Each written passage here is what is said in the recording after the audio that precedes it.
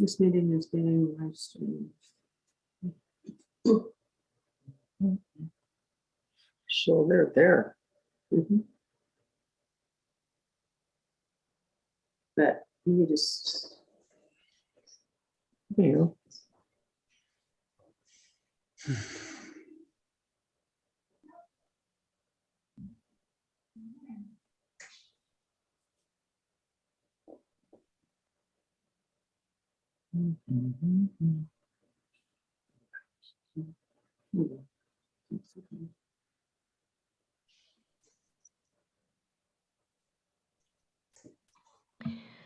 Yeah. Yes. Okay, I'm going to call this meeting, or sorry, the public hearings to order, which precedes our regular council meeting for Monday, February the 14th. We have two public hearings before us tonight. Excuse me, there we go. These public hearings are being held pursuant to Section 465 of the Local Government Act. All members of the public will be given a reasonable time to be heard or to present written submissions respecting matters contained in the bylaws that are the subject of these hearings. All information, correspondence, petitions, or reports that have been received by noon today concerning the subject bylaws have been circulated to council and are available to the public as part of the meeting package. The hearing process. Staff will provide their report, followed by an opportunity for the applicant to speak. Members of the public who have pre-registered to speak have been added to the speakers list in the order that requests were received. Anyone who is not pre-registered may call into the conference line during the live meeting by dialing 778-907-2071 and entering meeting ID 506-489-9374 and passcode 485186. There will be an opportunity for public comment according to the speakers list, followed by comment from those who have just joined the meeting. Speakers will be asked to state their name and civic address. Please note that all representations, whether written, verbal, or electronic, are available to the public for viewing as part of the public record. Remarks will be limited to 5 minutes per speaker and should include all of the relevant information in your presentation. Further opportunity will be afforded all members of the public to speak a second or third time with new information only, once all persons have had the opportunity to speak the first time. Council may ask questions of staff and public, but once the public hearings are over, no new information can be received. Council will debate on the bylaws, which will take place during the regular council meeting this evening following the conclusion of these public hearings. At that time, any questions of staff will be for clarification purposes only. The corporate officer will now provide information on the notice of these public hearings. Thank you, Madam Mayor. So notice of the public hearings was given by posting on the notice board at Municipal Hall and on the district website and advertising in the Summerland Review issues of February 3rd and February 10th, 2022. In addition, for public hearing number 1, 20 notices were mailed to owners and occupiers of surrounding properties on January 28th, 2022. Thank you, Kendra. So we'll now begin with the first of the public hearings, Zoning Bylaw Amendment 19265 and 19267 Lakeshore Drive, Bylaw number 2022-006, Z21-14, and Alex is going to be speaking to this. Thank you. I'll just get my screen shared here for you guys.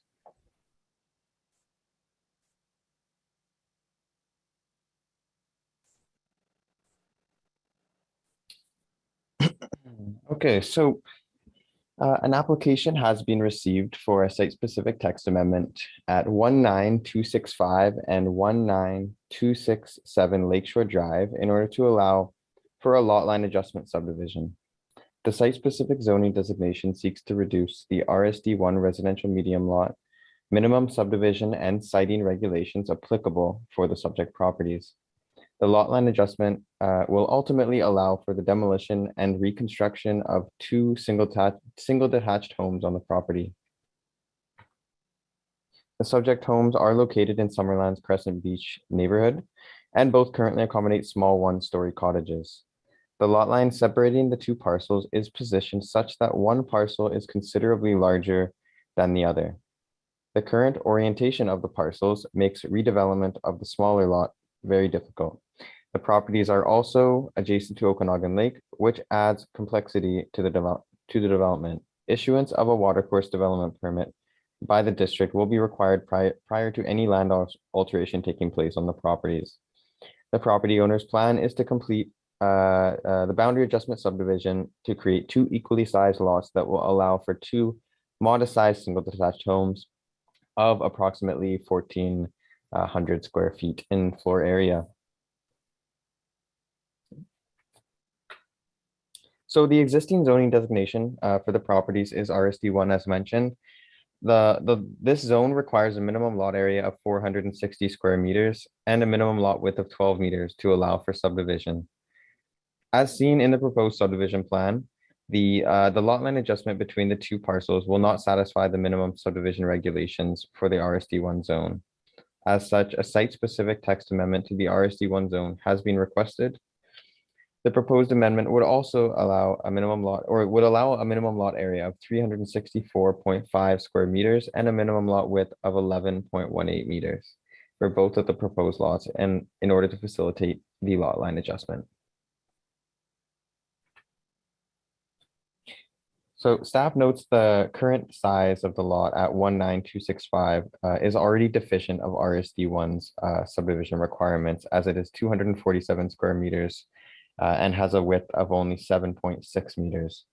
The proposed boundary adjustment would create two equally sized parcels that will be closer to the minimum subdivision requirements for RSD1.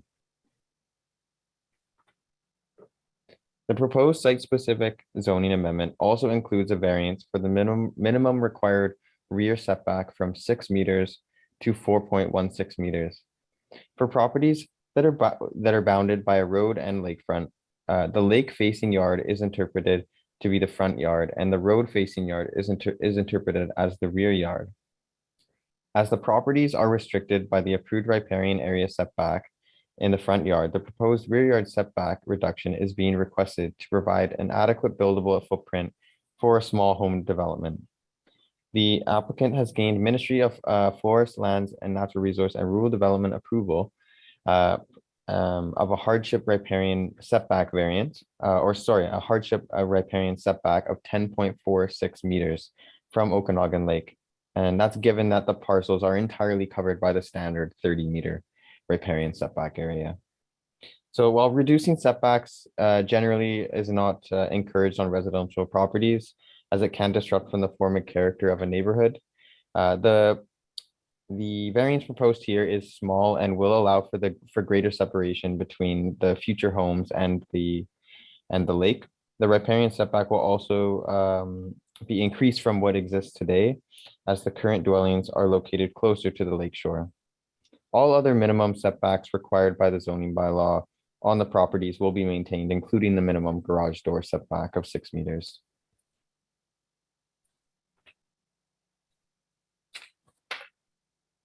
The subject properties are designated as low-density residential in the district's official community plan.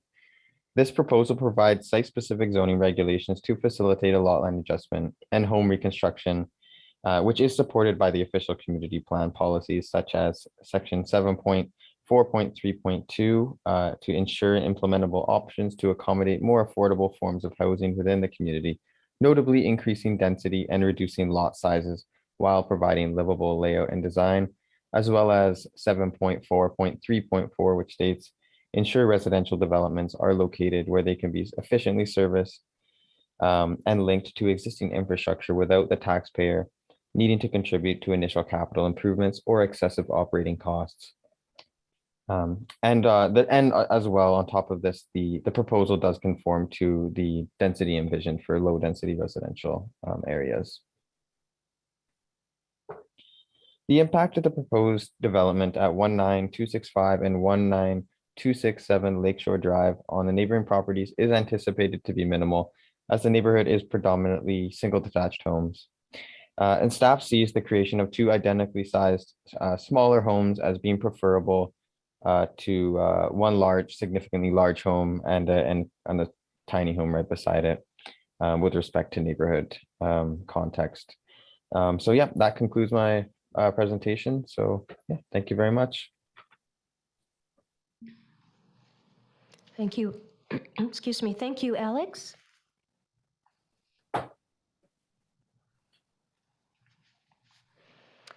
I now would like to invite the applicant to speak if he or she wishes.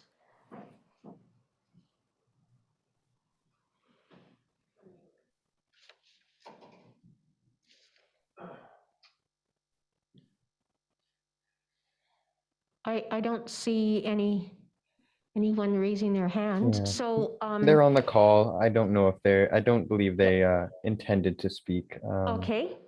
All right. And I don't have anyone else on the speakers list, but I will ask for first time if there is anyone else that wishes to speak to this first public hearing. Calling for a second time. Would anyone like to speak on the public hearing on about Lakeshore Drive? And the third and final time, is there anybody on the call that would like to speak about the zoning bylaw amendment on Lakeshore Drive? Okay, I will close the first public hearing then. And we will move on to public hearing number 2, zoning bylaw amendment for short-term rentals. Bylaw number 2021-048, Z21-015. Please go ahead, Joanne. Great, thank you, Madam Mayor. So zoning amendment bylaw number 2021-048 is a district-wide zoning change to allow and regulate short-term rentals.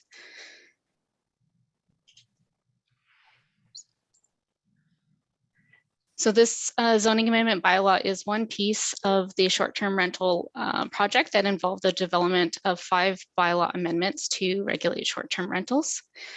And when speaking about short-term rentals, I am referring to the proposed definition under the zoning amendment bylaw to define a short-term rental as the use of a dwelling for the temporary accommodation, so less than 28 consecutive days of the traveling public for remuneration. So based on this definition, a short-term rental is the use of a dwelling, not a tent or an RV or any other vehicle, structure, or building that hasn't been approved for residential purposes.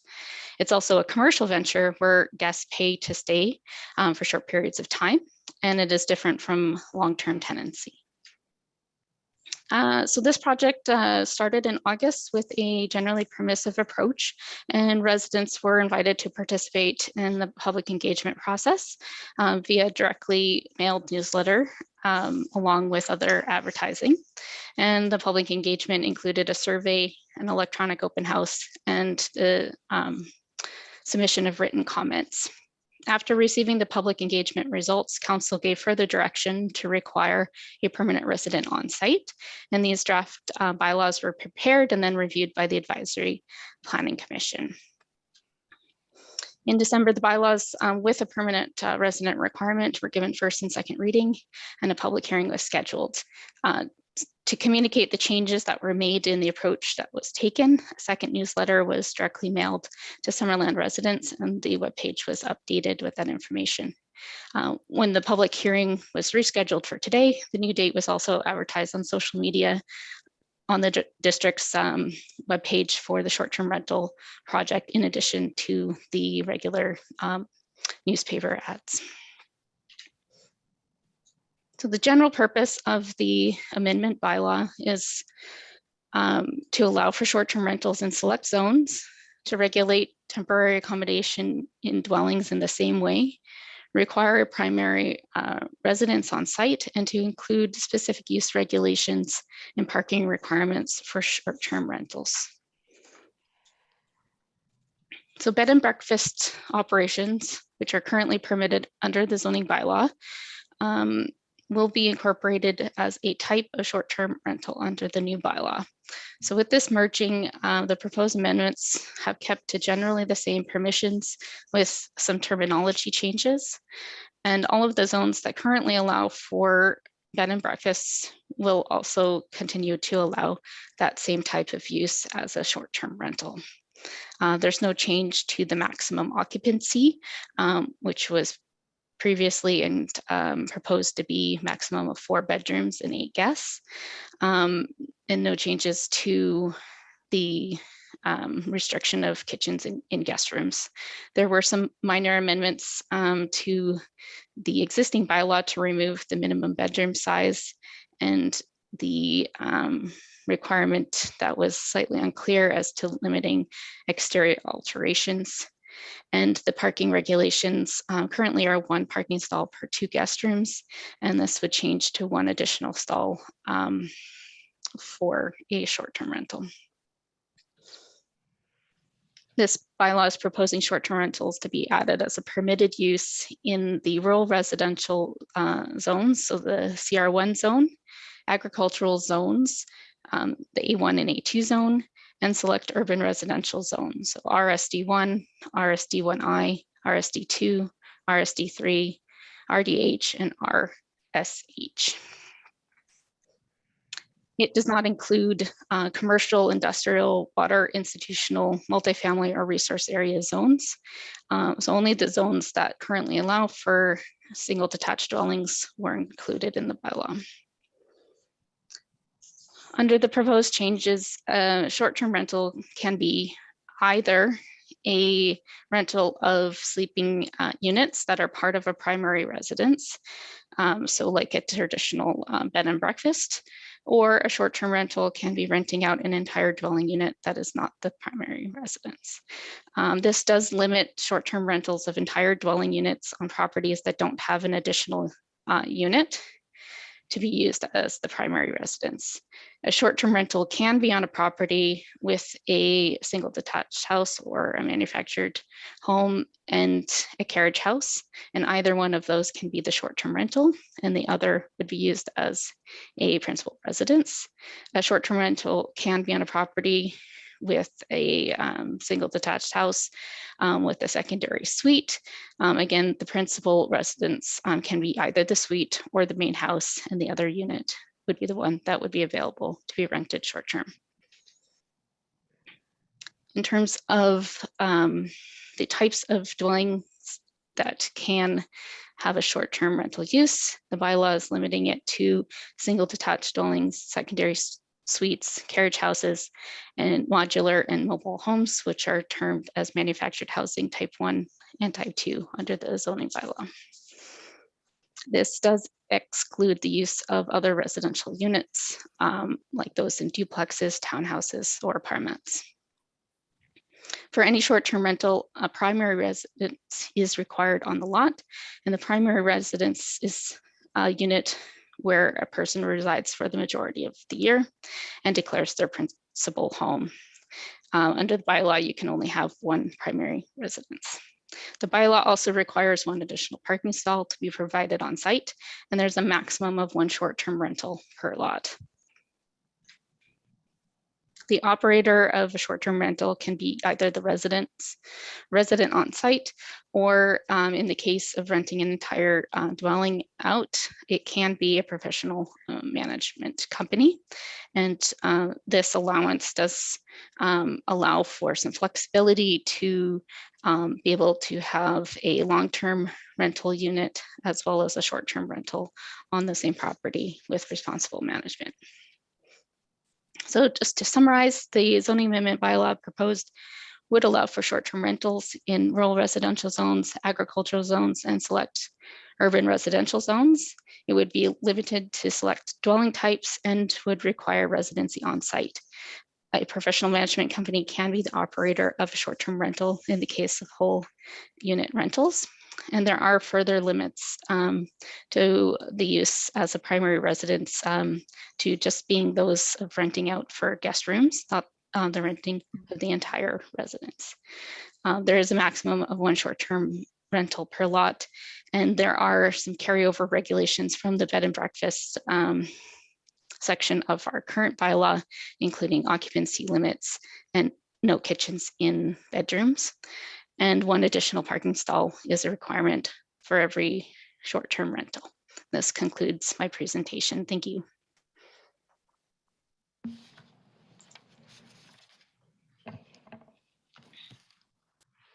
Thank you, Joanne. And as the proponent is the District of Summerland, we won't have to go back to that. But I do have a fairly extensive speakers list, and I'm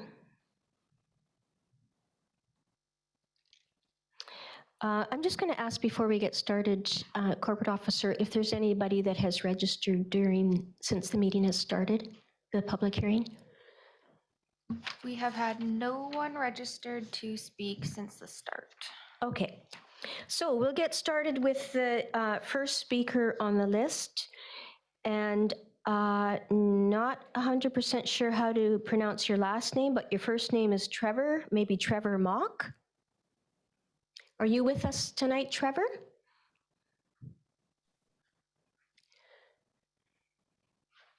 I am.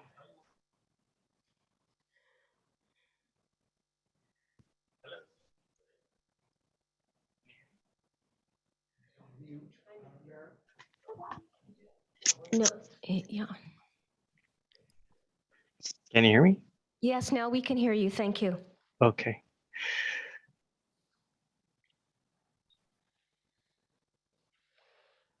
Thanks, Madam Mayor and councillors. My name is Trevor Mock, and I am at 14404 Heron Road. I'm an out of province owner, vacation rental business owner. If you search Cartwright Mountain Vistas on VRBO, that's where you'll find our place there. We're filling up fast for the summer, so get your rental requests in. So no, my first comment would be no. I'm not part of the 1% who hold all the wealth and privilege in Canada. When I go into the office in the mornings, my ritual is to search the various news reports and social media platforms, and I get a kick out of everybody that thinks that vacation rental owners in Calgary are all ultra wealthy and own fancy cars and or live on Pump Hill, but I'm certainly not that. I'm not a multinational corporation. And one of the questions that's asked most often is, do you pay taxes? And yes, I do pay taxes in Summerland and in Calgary. And no, I don't have a money tree in the backyard. I have a single detached home, no legal secondary suite on Cartwright Mountain, where the entire home is used as a year-round 5-star vacation rental. It was kind of like Jurassic Park. No expense was spared. As you can see from the pictures, it's a beautiful place. And it's not just myself, I should say, it's my wife as well, who've operated this business.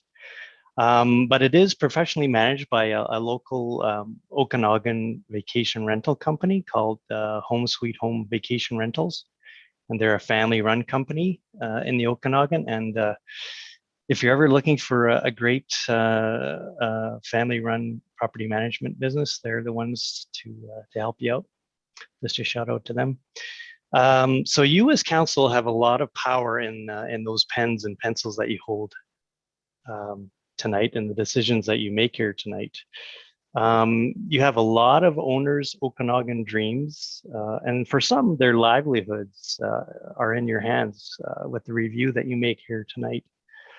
I really, really wish that we could be there physically. I had booked a plane trip for the 23rd, but it was, as you know, it was canceled because of the situation. But if you could, if we could all be there physically to hear our points of view, it would have much more of an impact. The use of Zoom makes it really easy for you to keep your distance from the real people you're directly affecting here tonight. So as a business owner, I'm concerned. What started out as flexible, inclusive, short-term rules and regulations proposal has kind of morphed into one that is now very restrictive to us STR business owners. I wonder, how does a counselor who comes back after staying at an owner-occupied vacation rental in Tofino, BC, introduce a change that really complicates the business operations for a lot of short-term rentals in Summerland? Now, don't get me wrong, I have family in Tofino. It's a beautiful place, but I'm specifically referring to the introduction of the permanent resident requirement being introduced in the regulations. I ask myself, how is it that this council is so easily swayed by a fellow councilman's amazing Tofino vacation? I'm extremely confident that if any of you had skin in the game, it would be an entirely different story. Were you the owners of a short-term rental in Summerland? Each restriction that you introduce through the stroke of your pens could easily spell the death knell for a number of viable, successful vacation rental businesses in the community. So I just want to play out a scenario here. Summerland Council discussing the short-term rental proposals. So professional, okay, so this place is a professional local management in place, available day or night, every day, all day, excellent. Yes, Excuse me, Mr. Mock, I'm just going to interrupt you. You have 10 seconds left. Oh, 10 seconds, okay. So what's the rush? I'm all for rules and regulations, but how does one or two bylaw officers in Summerland inspect, approve, and license almost 200 vacation rentals in 6 weeks? In my case, many weeks are fully booked. Thank you, Mr. Mock. You'll have the opportunity to speak again if you wish to do so after everyone else has spoken. Sure, thanks very much. Thank you. Next up on the speakers list is Ms. Carrie Allen.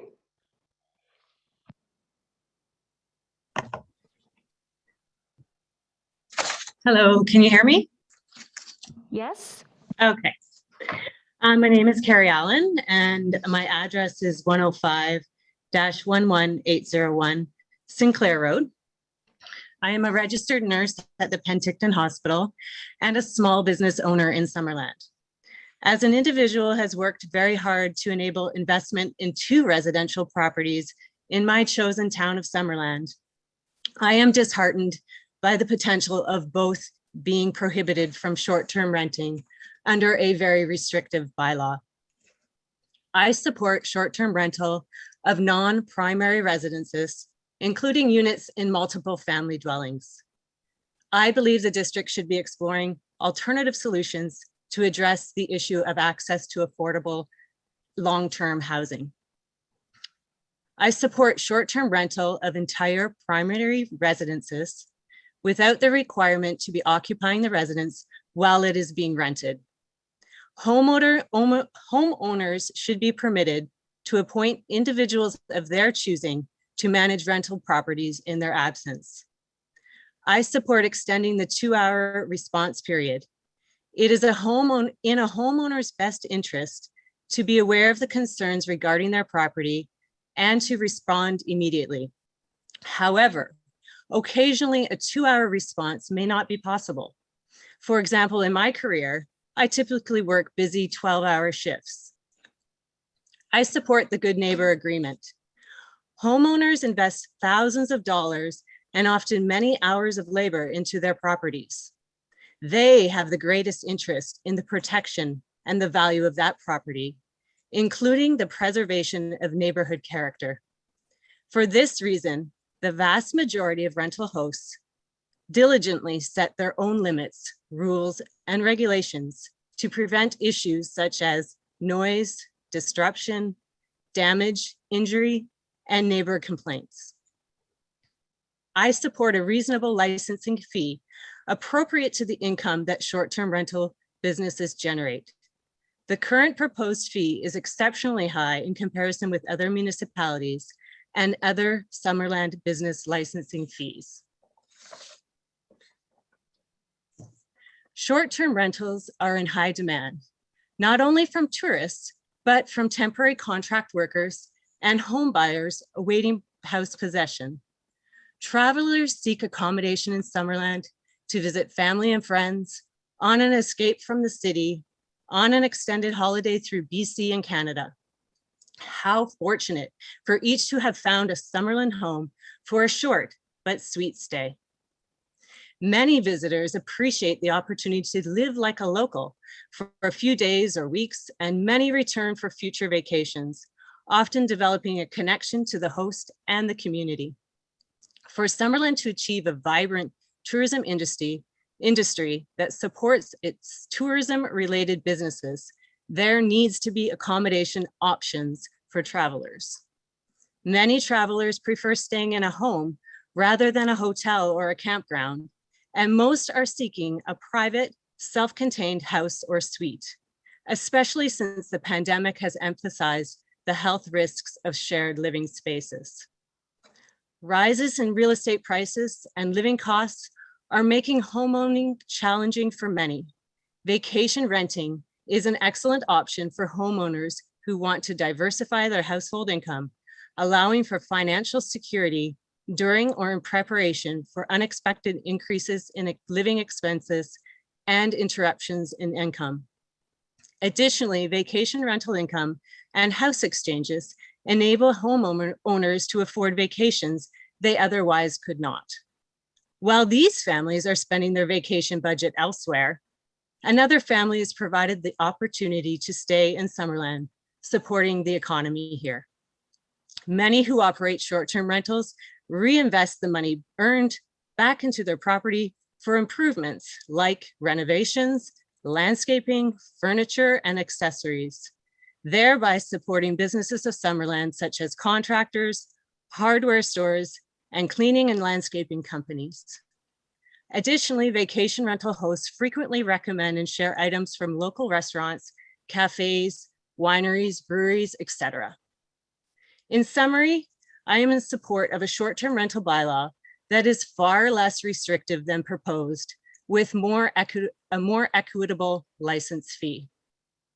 For an increased number of BC home buyers, bylaw restrictions on rentals will be a considerable factor in decisions on where to purchase property. Short-term rental bylaws will significantly impact the future of Summerland homeowners and businesses. Less restrictive short-term rental bylaws will allow home buyers Ms. of Allen, financial. Ms. Allen, please wrap up your comments. You're past the 5 minutes. Financial safety net to feel secure in investing in Summerland real estate. Supplemental household income generated will allow homeowners to increase financial spending, and accommodating a large number of tourists will bring prosperity to our beautiful and hospitable community. Thank you.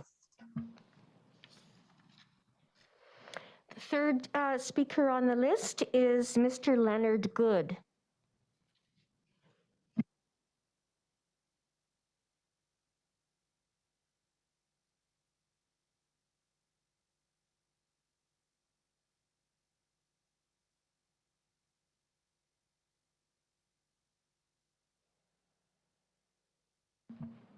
Mr. Good, are you with us this evening?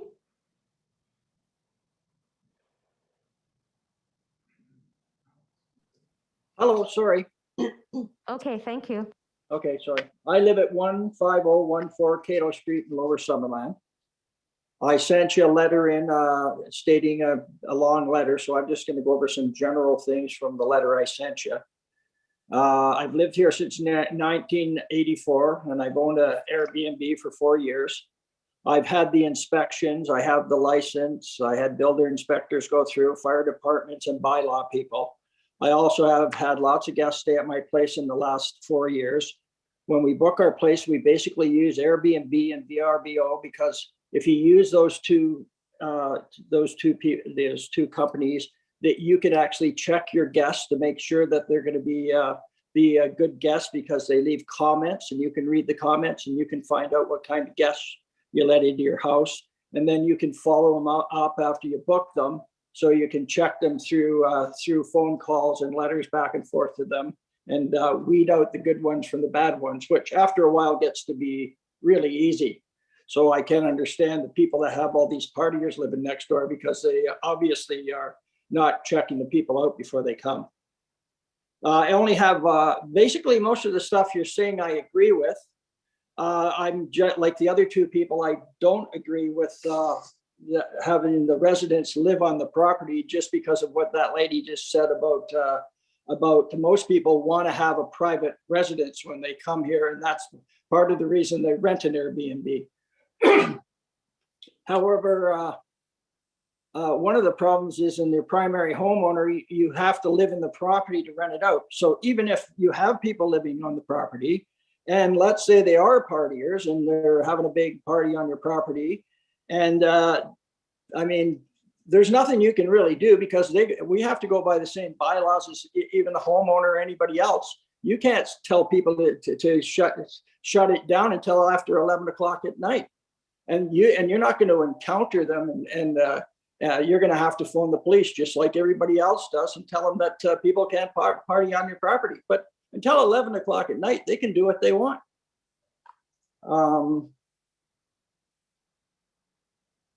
What I'm suggesting is so even if you're having a party, you can't. So you haven't accomplished anything that you would have even if you were living off the property.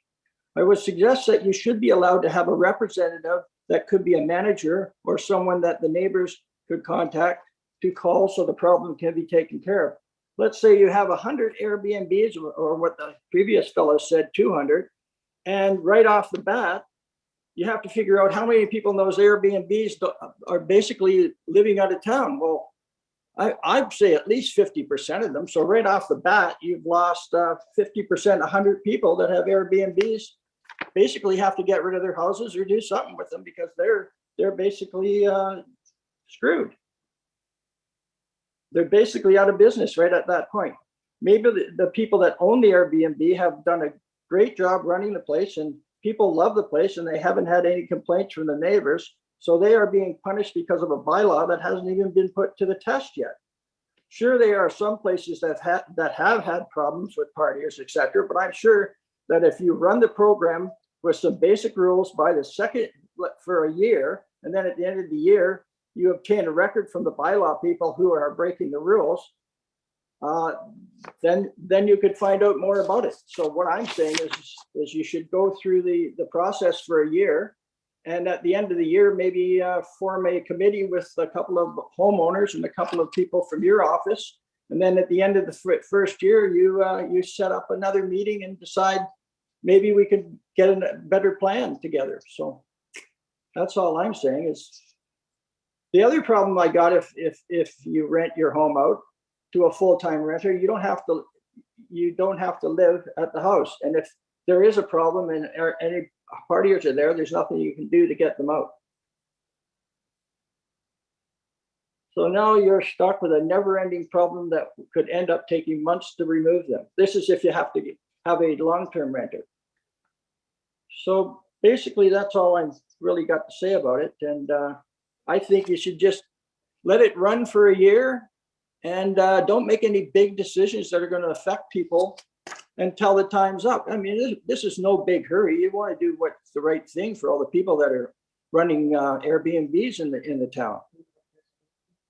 And the other thing is, how about reservations that people have made for this year that are going to be quashed by any decisions you make for the Please upcoming wrap year? up your comments, sir. Pardon me? Please wrap up your comments. Yeah, that's all I got to say. Minutes. Thank you. Thank you very much. The fourth speaker is Mr. Craig Bloom. Hi there. Can you hear me? Yes, please go ahead, Craig. Great, thank you. First off, I just want to say that to all the short-term rental owners out there, the good ones, I feel for you. I really do. Because this can't be easy, but I happen to live right next to one of the ones that's a problem. I've written a couple of letters to council in the past couple of years, and I've had discussions with a couple of councillors in person as well. I've also had several meetings with bylaw officers and the former CAO. We live beside a short-term rental that sleeps 10. When our neighbors started offering their suite as a short-term rental, they asked us if we minded. We said that we were fine with it as long as the guests were quiet. They told us they would make sure of it. That first summer was fine. The guests were respectful and quiet, and we had nothing to complain about. The second summer is when things started getting louder and less respectful. We had to ask multiple guests to be quiet, to turn down music, and we went directly to the owners several times. Their response was that it was our problem and not theirs because they lived there before us. The third summer is when things got out of control. We had some of the guests yell at us and call us terrible names just for asking them to turn their music down, or to be quiet because we were trying to go to bed, or because we wanted to eat dinner on our back patio. There were guests that had all-out parties, including one party that was so loud we had to leave the house for the day, and a wedding reception that we had to tell the owners they had to shut down because it was going well past 11 o'clock. We even had one guest call my wife the C word for asking them to turn the music down at 11 p.m. That same guest left a 1-star review for my business on Google the next morning. And despite us asking our neighbors to stop their guests from having parties or outdoor events, they continued to have outdoor events allowed in their VRBO listing. The fourth and fifth summers were COVID summers. And I really hate to say it, but COVID actually brought the two most enjoyable backyard summers we've had since the neighbors started their short-term rental. Now, I am quite pleased to see much of what is proposed in the bylaw. I would really like to know more about what exactly a good neighbor agreement is and how that will be enforced. One issue does stand out to me though, the 8-person maximum. Our neighbors frequently rent out to 8 or 10 people. And let me tell you, the noise level generated by 8 people just talking and laughing is very loud. They're all talking and all trying to hear each other. 8 people is generally 4 couples that are there to party. The noise level goes up exponentially with 8 people, especially when alcohol is involved. I believe the maximum should be set at 6 to ensure our neighborhoods remain peaceful and quiet. Yes, that could still be 3 couples looking to party, but guests having outdoor parties, I don't know. There's got to be some way to limit that because our residential neighborhoods are not resorts. They are not nightclubs. They are where we live, eat, sleep, and raise our children. They should be as peaceful and quiet as possible. Our family hosts 1 or 2 barbecues a summer at our house, and we always give our neighbors on all sides plenty of notice, and we even invite them to join the party. Most do join, and nobody complains because it's only 1 or 2 nights a year. When you live next door to a short-term rental that has 8 or 10 people in it, the noise is constant all day, every day, from May long weekend to the end of September, and it's unbearable. I also believe that consideration should be paid to where some outdoor living space for the short-term rentals are as well in relation to where the neighbors have theirs. Our neighbors have more than half an acre of land and they put the rentals living space 15 feet from ours. Thank you for listening, and I hope you take our experience to heart and make a change to the maximum number of guests. It will go a long way to keeping noise levels down. Our priority should be to the citizens of Summerland that pay their taxes here, shop here, work here, and make this beautiful town our home. Thank you. Thank you, Craig. May I ask you to just provide your civic address for the record, please? 11710 Quinpool Road. Great, thank you so much. Okay, next up is Gary Regan.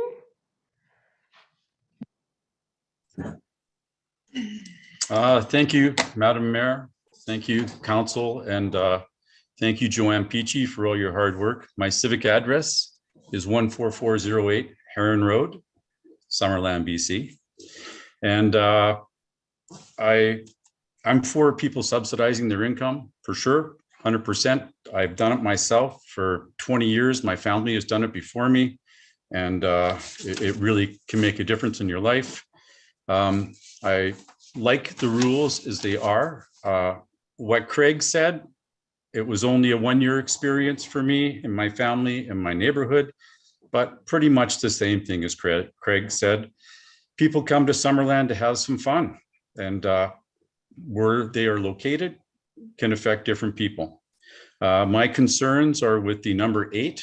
I believe that 6 is a better number, because I also feel that if you have a number, that there are people who will bend that number.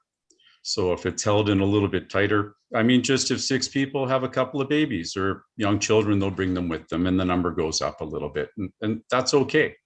But the bigger the number that restricts them, the more people will come. That's about it. Thank you very much. Thank you for your comments. Krista Lee McWaters. Thanks, Madam Mayor. I operate a short-term rental, and I believe that these short-term rentals give tourists options to come and visit one of our most beautiful places in Canada. Thank you, Krista Lee. Could you provide your civic address, please? Oh, sorry. Yes, it's 10823 Dunham Crescent. Please go ahead. Yes, I believe there's not enough available accommodation in Summerland as demand far exceeds supply. Most of my visitors have been families, and these short-term rentals allow for families to visit and stay in the same accommodation together. I've never had any issues with any of our guests. I personally meet each one of them, check them in, and I'm only 2 blocks away if any issues arise for them. I'm also currently almost fully booked for this summer, so the timing of this is obviously a concern. I've no issues with having short-term rentals licensed and inspected, but I do take issues with having to reside on the same property. These short-term rentals are vital to our local economy. These guests shop in our grocery stores, our liquor stores, and all of our shops downtown. They eat in our restaurants, they visit our wineries, they ride the KBR, and they spend millions of dollars in our local economy. Many of our local businesses have suffered through COVID, and reducing the number of tourists visiting our town could be devastating to some of our local businesses. I've lived in Summerland for more than 40 years and owned a number of local businesses, and I understand that some people will just never want our town to change. This isn't the way to do business. If we want to survive, we need to allow business and tourism to thrive. Too many small towns are disappearing every year because they aren't willing to adapt. Summerland should not allow this to happen. I believe that we should allow short-term rentals however possible, and it will lead to the next generation being able to keep our small town alive. So thank you very much. Thank you, Krista Lee. Chris Pagliocini.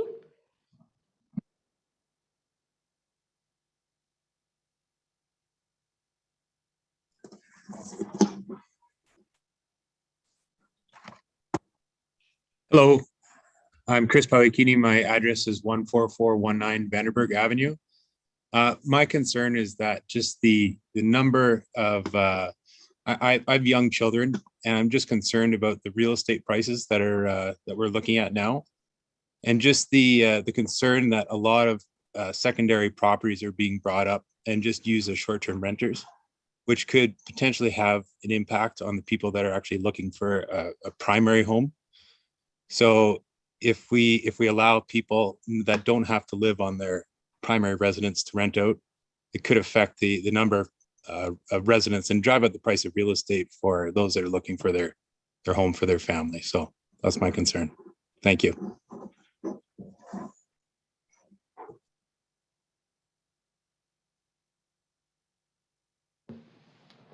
Could you give your civic address to us, Mr. Pagliocini? Yes, 14419 Vanderburg Avenue. Thank you. And finally on the list is Trish Picariello, and I'm sorry if I have mispronounced your name.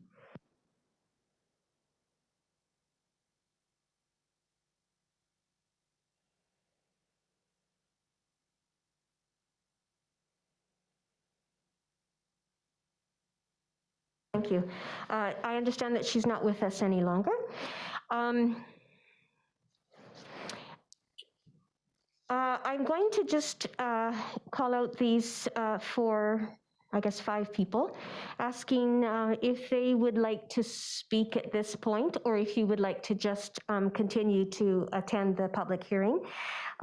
That's Lynn Neufeld, Chihi Shin Etienne, Suzanne Rushton, and Natalie Tulson, and Cecile Grattan.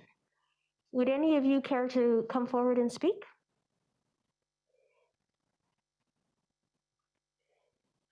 Okay, I see somebody's there. Please go ahead and identify yourself with your civic address, please. Hello, my name is Lynn Neufeld, and I'm at 6416 Newton Road. I just echo Carrie's comments as well as Krista Lee's comments. You know, we have been longtime attendees to Summerland for over 20 years. And to Krista Lee's comments, every year we've attended Summerland, and we've stayed actually at the campgrounds, and we love that campground, and we love the community of Summerland. And we chose to make our retirement residence and purchase our retirement residence in Summerland for the reasons echoed by Christina Lee in respect to committing our funding to and our economic growth and investments in the community. We love the community. We love the feel of the community. So over the last 2 years, we have been trying to find a residence there. We found a residence that has we have a long-term resident in the home, and we are happy with that individual, providing that individual an opportunity, a place to stay. So we are, again, supporting a local resident of Summerland, a place to live, but yet subsidizing our future retirement home in a couple of years. So we are very, very concerned about who attends our home and who goes into our home, because this is our future retirement home and this is our future community. We know our neighbors very well. We respect our neighbors, and we want to ensure that our neighbors have the utmost enjoyment of the summer and their summer outside activities when they're in their own yards, as much as we do when we're in ours, not being there at the time. We've had people and family and friends. We do not advertise on Airbnb or VRBO because of that reason. We want people in there that will respect our place and respect our home and care for our home. We have had no issues whatsoever. In the fact, our tenant below has said there's been no issues whatsoever. We have an opportunity not only to have short-term renters in the upstairs, but we also have a actual pad, a trailer that we could put an additional trailer on that has sewer and water and all the connections. The fact that we are being restricted because we bought a property that has the ability to host more people, not that we would, but the opportunity is there. And I think that Summerland, that we as a community, and I say we because we'll be moving there hopefully soon, I think we as a community need to respect the opportunities that people have to make and get income from their homes, and yet respecting the homes and the neighbors that they live in. I feel for Craig, because I have had bad neighbors in the past, not in Summerland, obviously, but in other places I've lived. And I have struggled with bylaw for the same reasons I'm sure he's dealing with it. There is a bylaw, there's noise bylaws in place, they should be enforced. And I think that enforcement becomes paramount. We have been in Summerland at our home for the last year, this past summer, and we have a barking dog that's just down the street. Apparently bylaw has been called numerous times, and I mean countless times. I can't even tell you how many times. This dog barks nonstop. And we actually have, people have reported this dog many times to bylaw and nothing has been done. So now does that mean another bylaw should be imposed affecting an indirect result? So are we not allowing dogs in this certain residential area? I don't think that's our course of action. I think dealing with the issue and the problem at hand and allowing the flexibility for short-term rentals that allow people as incoming families and families that want to come and enjoy the beautiful area of the Okanagan with restrictions and rules, and like we all have to follow. I don't think that we as a community really want to limit the number of people that come to our community and invest their time and money into our community. Because as I said, as an individual who spent 20 years not owning a property there, but coming every year and investing and enjoying the community, I just feel very strongly that we don't want to, we want to keep Summerland the way with the community atmosphere and that atmosphere that it has. And I think we need to address issues with the right tool. Thank you. Thank you, Ms. Neufeld. Anyone else in the last number of people that I spoke about wish to come forward?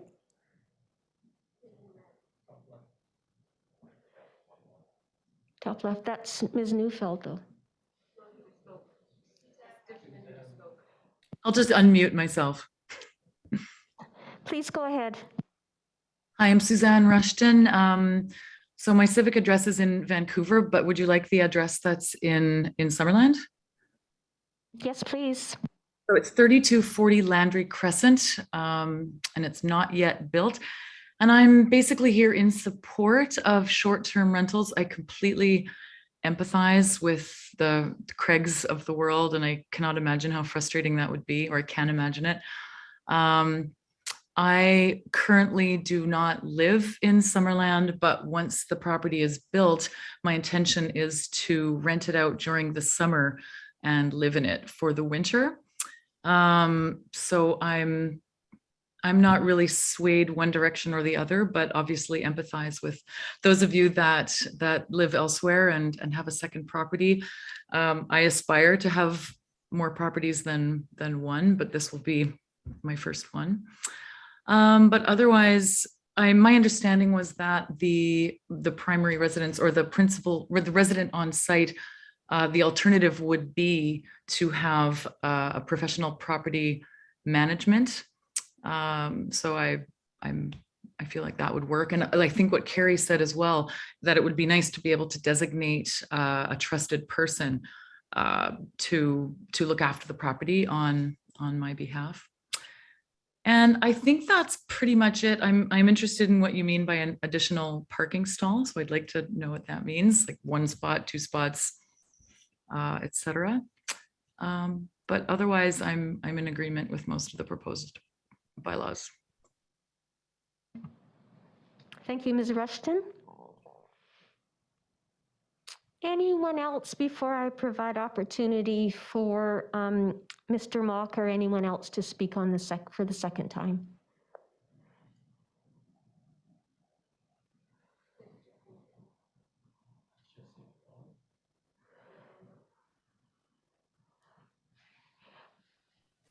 Hello, are we able to just speak? Just a moment, please.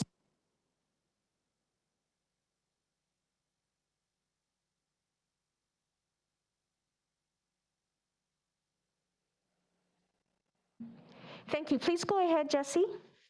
Mr. McDonald. Hello, thank you very much for the opportunity here tonight. Jesse McDonald at 4612 Simpson Road in Summerland. My comment today is just on the types of dwellings that are being permitted. And it's more so a question. There are tiny homes that are available to buy on trailers that are self-contained with sewer.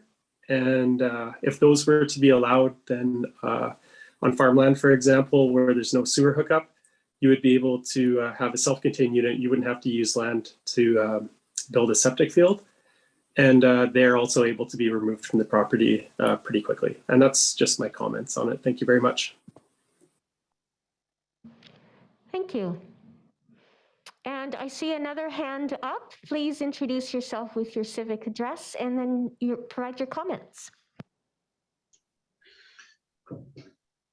Good evening. I am Tim Thompson, 11518 Quinpool, and I'm not the guy down the street from Craig. Craig, I'm sorry for that. That's a terrible thing to have to live beside. 4 years ago, I built a suite purpose built for an Airbnb in the basement of my duplex. So I'm not sure what's going to happen there. I can appreciate Len's comment about let's go slowly with this. Let's not rush into anything. Let's keep a good record of what happens for the next year before we go and finalize any of these things. Then we can know exactly how many people that we're dealing with, how many problems, and how many, like a lot of those problems will take care of themselves because people will just bow out of this. As soon as this quits becoming profitable for me, I won't do it anymore. I will sell my property, or I will, rent it, just flat out rent it out for, the going rate for today, and possibly make it just, well, like I've done the math on it. I make the same amount. It's just that now I only have people in there for 3 or 4 months a year because winter is as slow as it is in Summerland. The first comment that was made by Trevor was that, we're not rich. We are not people that, have big wads of cash and we're the rich landlords. These are small businesses. And I had sent a letter to council, and my comment was that government should just stay out of this 100%, and we should just be left alone to monitor ourselves. Airbnb does a wonderful job, and again, like Lynn said, I monitor it. I have those people, whoever it happens to be coming into my property downstairs from where I live, and I've had one time, in 4 years, one group of people I had to go down and suggest that they knock it off for the evening because they had arrived quite late. And they weren't exceptionally noisy. It's just that it was 1 o'clock in the morning and they were talking and laughing and whatnot. And it was way too late for me. So anyway, I've had very good luck with it. I have lots of parking. I'm on site. My phone number is downstairs in the suite. I have a fire extinguisher. I've already fulfilled almost all of the the stuff, the good neighbor. The neighbors didn't know that I had an Airbnb for the first 3 years until I told them. So that's kind of an impact that's had on the neighborhood. So again, my main point is government should step away from this. And if they do need to use this as a money grab, we'll want to know where that money goes to, if it goes into general revenues, or if it actually goes to a tourism related area. And anyway, thank you for your time, and thank everybody for being here this evening. Thank you. Thank you, Mr. Thompson. Okay. Is there anyone else that would like to speak for a first time? And then I'll circle back to people that might like to add some comment. Okay, is there anybody that would like to give us some more information that they have not already given us in their first 5 minutes? Hi, Madam Mayor. I'm just wondering if I could. Sorry, I went over a little bit on my. I'm just passionate about it, so I wrote quite a bit down. I'm just wondering if I could have a bit more time. Yes, provided it's new information, that would be certainly welcome, Mr. Mock. Sure. Yeah. It's Okay. absolutely new. So just kind of. So I just wanted to say that I do welcome rules and regulations for the short-term rentals. Just because it separates from the good ones from the bad ones. But I don't support too many restrictions. I'm an analogy guy. So I'm like, it's really hard to, how your wife asks you to twist the lid of a jar off a jar. It's really hard to get that off the jar when you've got it on, clamped it down really tight. But it's really easy to turn the lid on the jar when you're first putting it back on the jar. So if you start out really restrictive, it's going to be really hard to pull back on those when the time comes. So maybe just start out a little less restrictive and then clamp down if there's an issue, in a few years. I should phrase that similar to one of the other owners. This is a retirement home for my wife and I.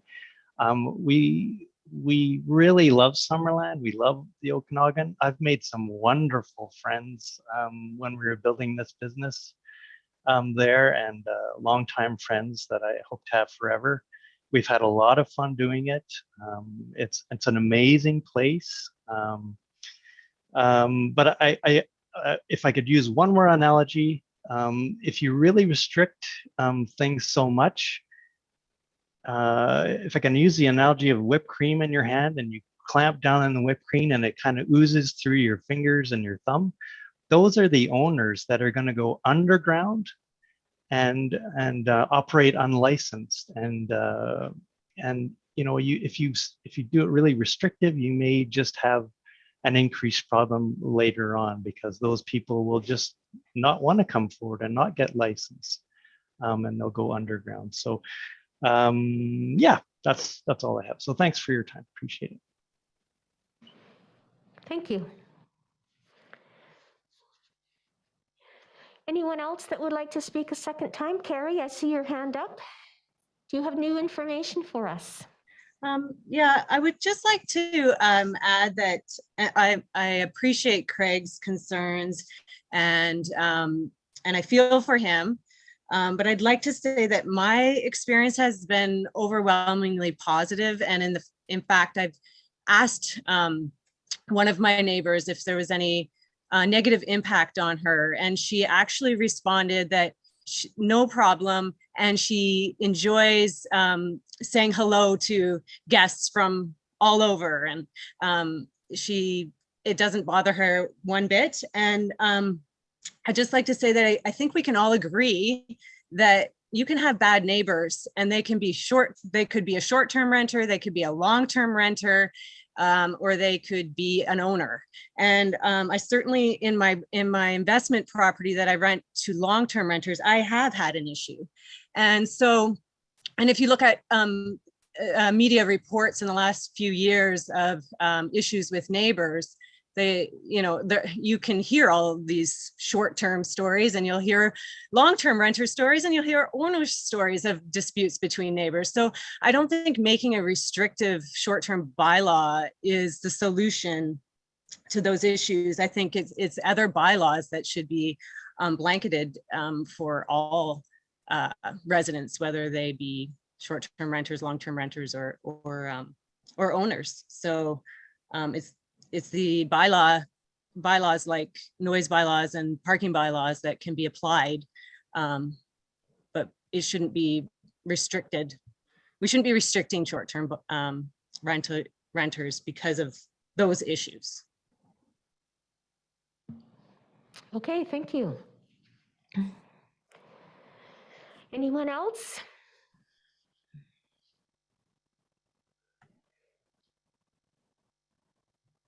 Okay, I will ask a third and final time. Is there anyone else that would like to speak to the short-term rentals public hearing?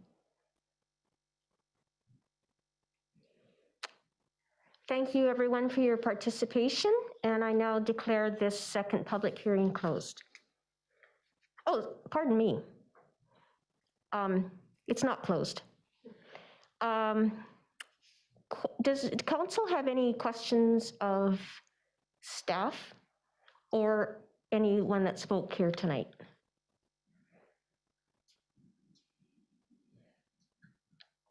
Councillor Carlson. Just one briefly, if you don't mind. I think it's probably for development services. I note that types of dwellings allowed include a mobile home or a prefab, but not a motorhome or an RV or a tiny home or a yurt. So I'm just wondering if that's something that was talked about. I don't remember talking about it at council, but maybe we did. I'm just wondering if it's something that development services or that the bylaw brought forward at some point, or if we haven't talked about those yet. Yeah, if I can take that, and Joanne, maybe you can fill in through your worship to Councillor Carlson. So currently, the proposed bylaw amendments, you're right, you're correct, just deal with single-family homes, manufactured homes, but nothing that would be of a temporary nature like an RV. For short-term rentals specifically. Now, we do allow, though, agritourism accommodation, which was a separate bylaw amendment that we allowed last July to allow RVs to be used for short-term rental purposes for agritourism accommodation purposes only on agricultural properties, which would allow RVs for temporary camping. And unless you're also zoned for camping, which is another option as well, then no, we wouldn't be allowing short-term rentals for those type of structures. So just to clarify then, if somebody did have a proper hookup and a pad and everything available for an RV, that would not be allowed under the bylaw, and it would be in violation of the bylaw if they were renting out either that space or renting out an actual unit that they owned. Yeah, through your worship, to Councillor Carlson, that's correct. Other than, again, if it's allowed through zoning, through a campground zoning, or through a temporary use permit that we've approved in the past, or through the agritourism accommodation license.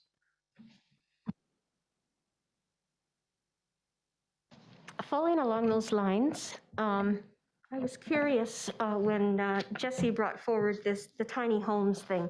Is that part of the tourism, or sorry, the agritourism accommodation that that council has looked at and approved? Would that be included there?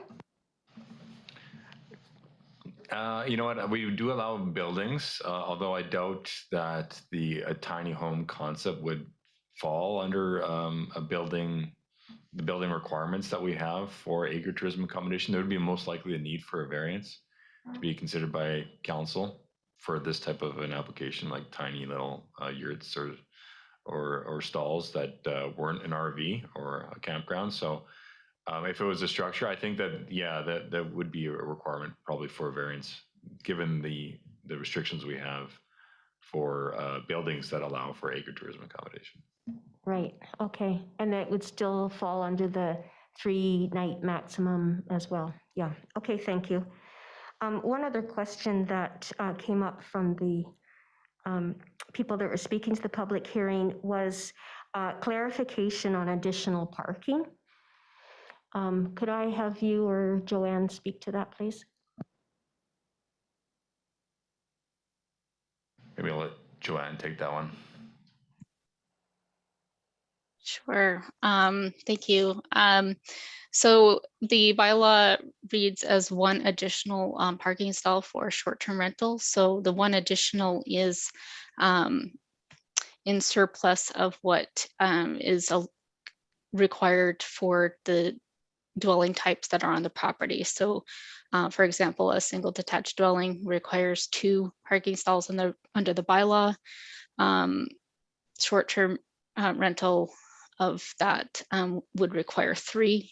If you had, say, a single detached dwelling with a secondary suite, a single detached dwelling requires 2, a secondary suite requires 1.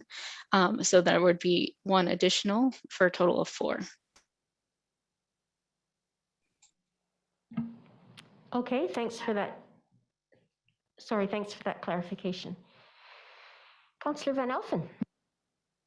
Thank you, Madam Mayor. So on agricultural land, if let's say you had a mobile home that you got zoning or a variance to put on your property, like for farm help, would they have to come for a variance to change that? Or are we expecting a whole bunch of these mobile homes now to become Airbnbs and nowhere for farm workers to stay? I just want to know what the process would be. Yeah, through your worship to Councillor Van Elfen, I think that's a great question. And for us to consider, even with our further bylaw review project for secondary homes on agricultural lands, because right now our farm help dwelling, additional dwelling that we allow we have that restrictive covenant that mandates it to be for farm help purposes. But if council so chooses to add more flexibility to our zoning bylaw, there could be an allowance for a short-term rental to be on the farm as opposed to an additional dwelling for farm help, if that's the approach council goes with their next review project. So, you know, the ALC has provided more flexibility to farmers to have an additional dwelling. And the way that these regulations roll out, that if we allow an additional dwelling, then they'll also be allowed to have a short-term rental within that dwelling. Another question, if I may, Madam Mayor, and it goes back to the confusion I have around kitchens. Like, I understand, I guess, if you got an Airbnb and you're renting out a room, that you don't want kitchens in that room. But if I have let's say a self-contained basement suite with its own entrance and egress and the whole 9 yards, am I allowed to have a kitchen in there? And is, you know, do we just change the wording from Airbnb to short-term rental accommodation? Then you have a kitchen, or like, where do we draw that line? Where can you have a kitchen? Where can't you have a kitchen? That's my confusion. Thank you. Through your worship to Councillor Van Alpha, maybe I'll start this and maybe pass it off to Joanne, because I think she could probably answer it better than I can. But yeah, we have 3 streams basically for a short-term rental license, and one is pretty much the same as a traditional bed and breakfast. So it allows for the renting out of bedrooms, but still an operator being within that dwelling that also has a kitchen in it. It's a shared kitchen model. There is a requirement within the draft regulations that none of the bedrooms are allowed to have kitchen facilities within the bedroom, but that would still allow for a secondary suite that has a kitchen, as well as a full home that might maybe have the primary resident living in the secondary suite to be rented out as a short-term rental because they have access to a kitchen. So there's different streams we would have available for people to get licensed, but it would still allow for that traditional bed and breakfast model, but just no kitchens within the bedroom itself. Thank you. Yeah.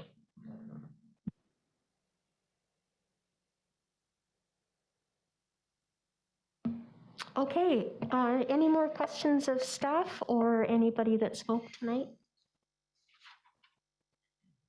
Okay. Oh, Councillor Trainer. For the Director of Development Services, would you be able to remind me how we arrived at the proposed $500 business license fee?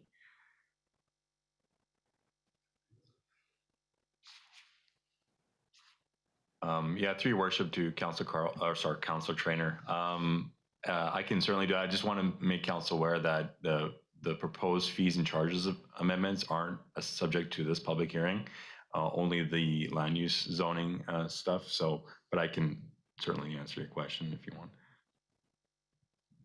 But I'll go ahead. Anyways, so yeah, the staff's approach was to research other communities.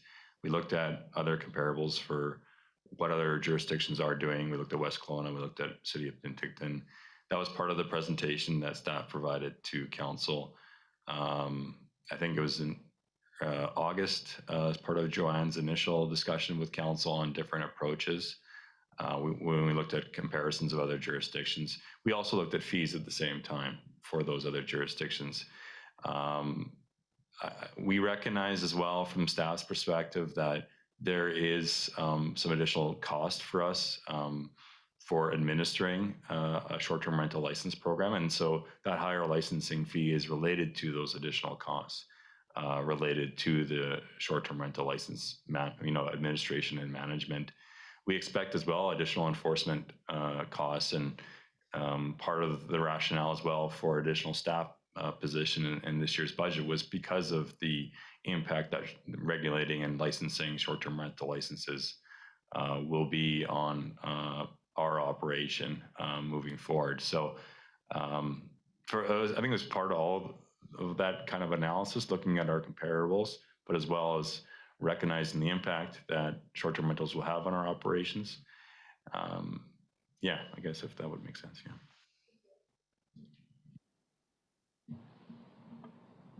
Okay.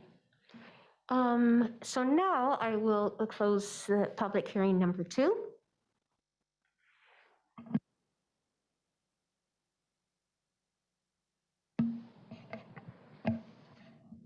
And open the, or call to order the regular council evening meeting of Monday, February the 14th.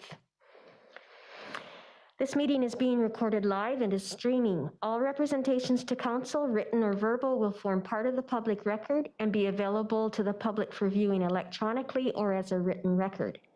Members of the public may access the meeting or participate in the following ways. 1, you can attend council chambers in person. Individuals who wish to attend council chambers in person may do so by registering in advance of the meeting by contacting the corporate officer at corporateofficer@summerland.ca to ensure there is enough space in council chambers. You can watch the meeting live or recorded at the District of Summerland YouTube channel, youtube.com, District of Summerland. You can register in advance to speak during the meeting. Members of the public who wish to provide comment during the public comment opportunities found under items 8 and 15 are asked to register in advance by contacting the corporate officer at corporateofficer@summerland.ca with the following information: your name, civic address, and how you will be participating, whether in person, telephone, or by Zoom. Further details will be provided to you upon registration. Lastly, you can request to speak during the meeting. Those who have not registered in advance but wish to speak during the public comment opportunities may be given the opportunity, time permitting.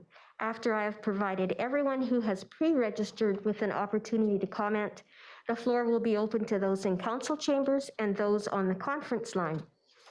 The conference line can be accessed by dialing 778-907-2071 and entering meeting ID 506-489-9374 and passcode 485186. Corporate Officer, any late items to introduce?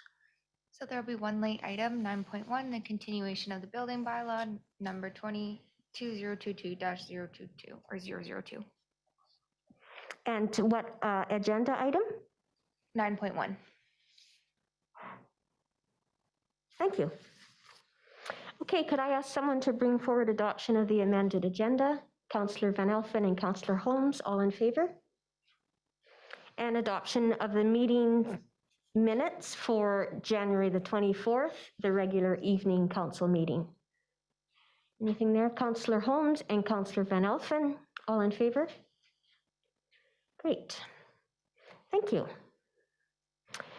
Now we get right into the bylaws that were the subject of tonight's public hearings, beginning with the zoning bylaw amendment 19265 and 1967 Lakeshore Drive, bylaw number 2022-006.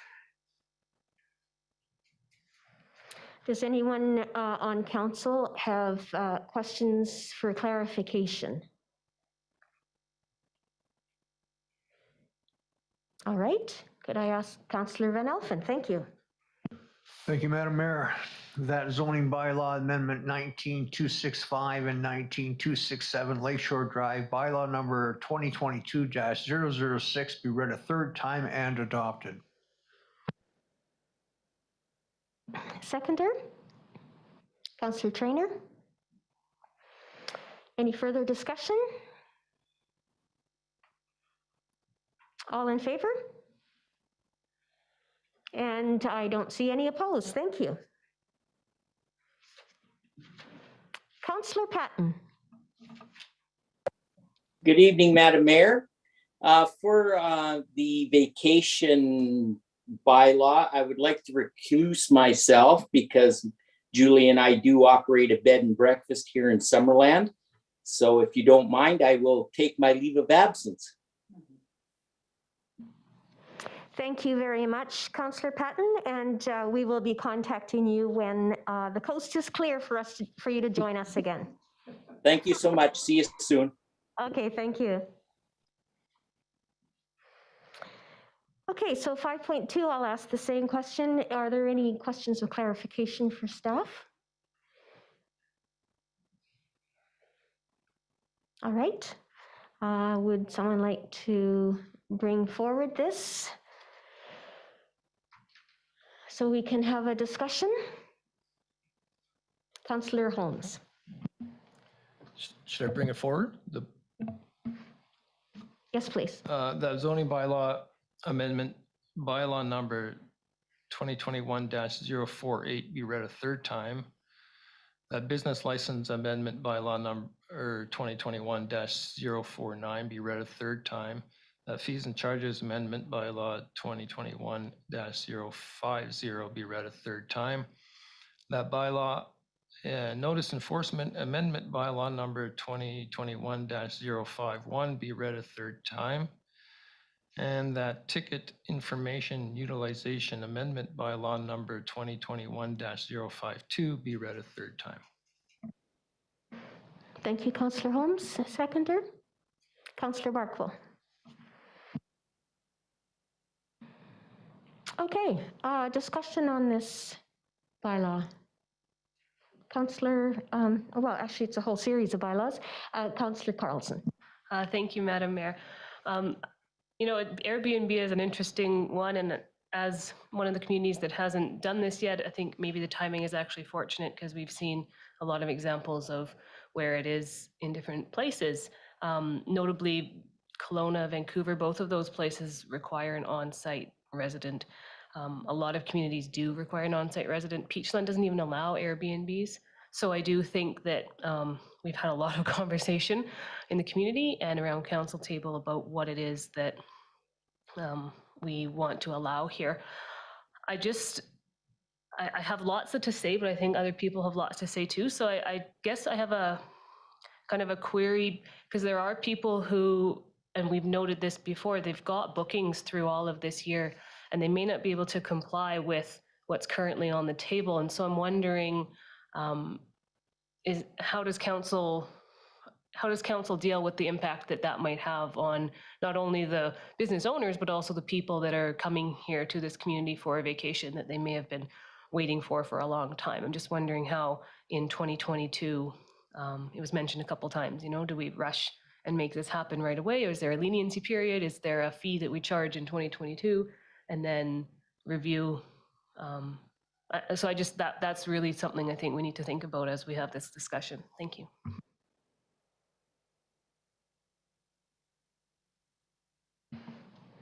Okay, other comments? Councillor Holmes.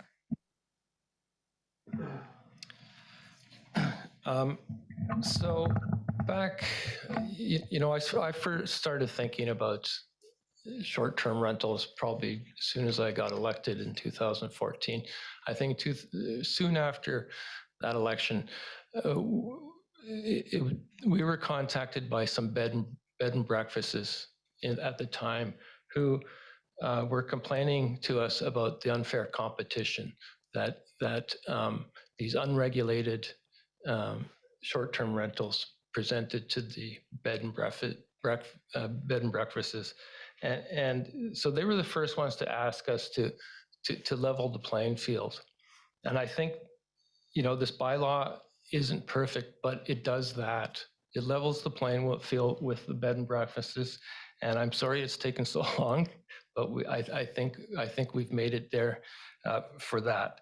And I think that's really important to create a level playing field for all the tourist accommodation providers in this community. We heard in the public hearing about how the demand is exceeding the supply of vacation rental accommodations. But we also, I think, have to realize that demand is far exceeding the supply of long-term residential accommodation in this town as well. And you know, when we sold the Wharton Street property, the condition we put on it was that those would be long-term rental units, and they filled up like that, and it's barely made a dent. It's still really hard to find a place to rent in this town. And not only that, we're at the situation where it's really hard to buy a place in this town. I think, I don't know if everybody saw the census stats that came out last week. So the 2021 census, Summerland's population is now at 12,042. That's up 427 people from 2016. But then they tell us the dwellings are now 5,426, and that's up 488 dwellings from 2016. So we have 427 more people living in this town and 488 more dwellings. So, how is that possible? Well, it's possible. That's what we're dealing with right now. That's really, and the stats can also say they have 5,000 of those dwellings, 5,084 are occupied by usual residents, which means there's 342 dwellings, which I don't think they mean they're occupied by unusual residents. I think it means they're not usually occupied. And so that's 342 dwellings in this town that have no permanent resident in them. And I think we need more usual residences occupying those dwellings. And we need to reconnect our housing supply to the local economy. I think we owe it to our local businesses who need to attract and retain employees. We owe it to our local residences who so they continue living in Summerland, and we owe it to our ability to attract young families to come and live here. And I know how the housing shortage is complicated, but this is a big factor. This is a really big factor in it.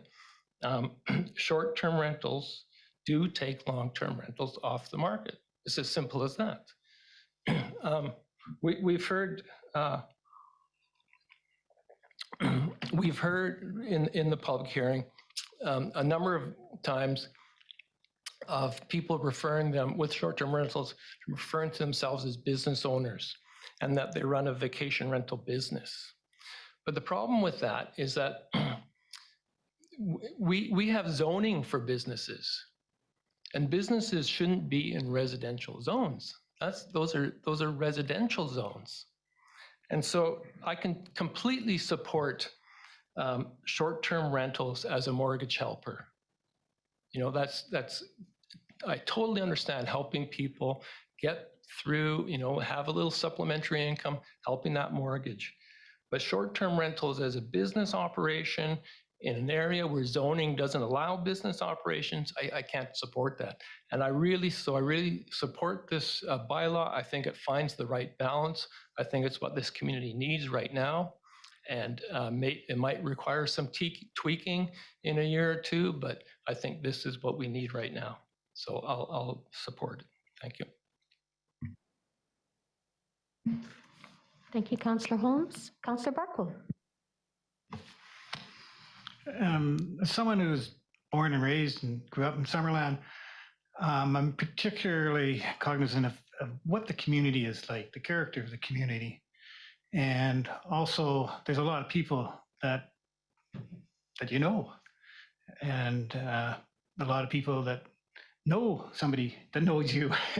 And I hear a lot about this issue.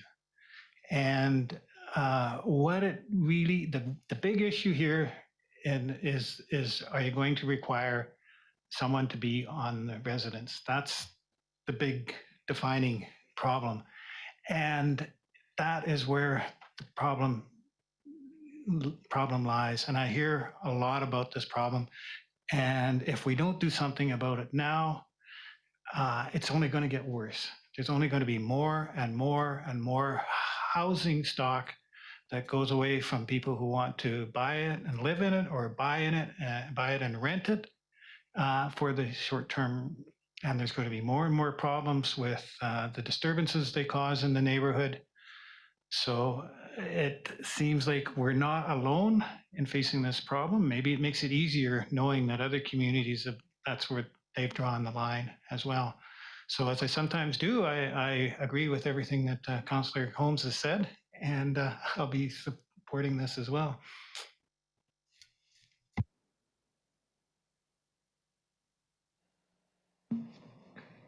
Anyone else? Okay. Oh, Councillor Van Alphen, and then I'll follow you. Thank you, Madam Mayor. As said earlier by Councillor Carlson, it seemed like there was a lot of questions in the public hearing regarding, you know, people are booked up, people are booked solid for the season. Is there some leeway, you know, for this first period of time for people to get into compliance, so to speak? Because, like, you know, if these people are booked and they're coming and they're planning and excited because COVID's not as bad as it once was, maybe, what do we do? What do they do? Shut down, tell everybody, you know, give them their deposit back or what have you? Or is there some leeway that we could phase this in, so to speak? Thank you.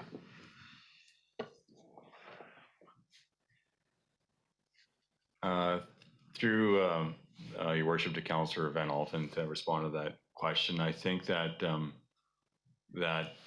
if council does go forward with supporting these bylaw amendments, the message will be pretty clear as to what the requirements are of the District of Summerland for short-term rentals. So a lot of the existing operators will not be able to comply. So I think that the writing is on the wall for those existing operators that would not be able to achieve these regulations, unfortunately for them. So that would be that one scenario. I think for an existing license, for example, bed and breakfast, there will definitely be some leniency, I would say, in that type of an operation getting re-inspected because they've already had a fire inspection license. They've already got a license from us for this year. They've already paid their license fee. So that would be something for sure we would be considering that. But for those that don't have a mechanism to come into compliance with the proposed amendments, we're not going to be providing that unless they apply for a variance to council directly. Right. Yeah, we'll have to respond as much as we can. I think my advice is for those that are watching right now and have an existing operation is to inquire with our office immediately if this bylaw does get adopted to determine how they will become licensed, and then therefore they don't become an enforcement issue for us in the future. Thank you.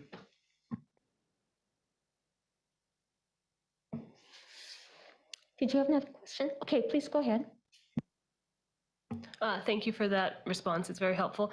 Just a couple more things that I was thinking about as we were listening to the speakers is that putting a fee on this isn't just about revenue for the district and putting it towards a certain project. I think that goes towards, first of all, it goes towards the bylaw enforcement and actually having a robust program in place to ensure that short-term rentals are done safely and legally and in a good professional manner. But it's also about the impact that it has on neighborhoods and the impact on available housing for people to buy, for people to rent. It's going to impact, as Councillor Holmes was talking about, the number of people who can call Summerland home permanently. And so I do think the majority of people who are renting out homes are renting out and are already primary residents on their site, on their properties. So it's going to continue to bring tourists to this community. There's still going to be a large selection of Airbnbs and other short-term rentals available in this community.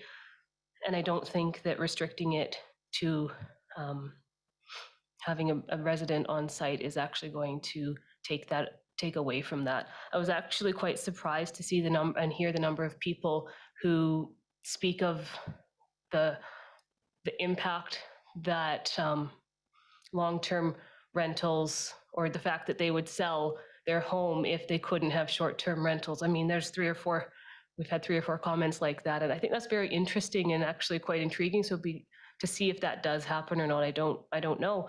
Maybe they'll come back to us in a while and let us know how this has impacted their lives. But I do support what we're going through right now. The lid is off. I know there was an analogy made. There's no lid right now. It's just an empty bottle in Summerland. And I think it's time to put the lid on and make sure that we're doing this in a way that keeps everybody safe, but also can allow people to be in our community. Thank you very much. Councillor Van Elfen. Thank you, Madam Mayor. Just a question through to our Director of Planning. So in the future, I want to open an Airbnb or a vacation rental situation, and we talk about a good neighbor bylaw. So at that point, for me to do my due diligence, a letter of support from my neighbors when I come in for a business license, is that something we're looking for? You know what I mean? Like in the future? Because I could come in, apply for a business license and be accepted. And then all of a sudden my neighbors would be distraught, possibly.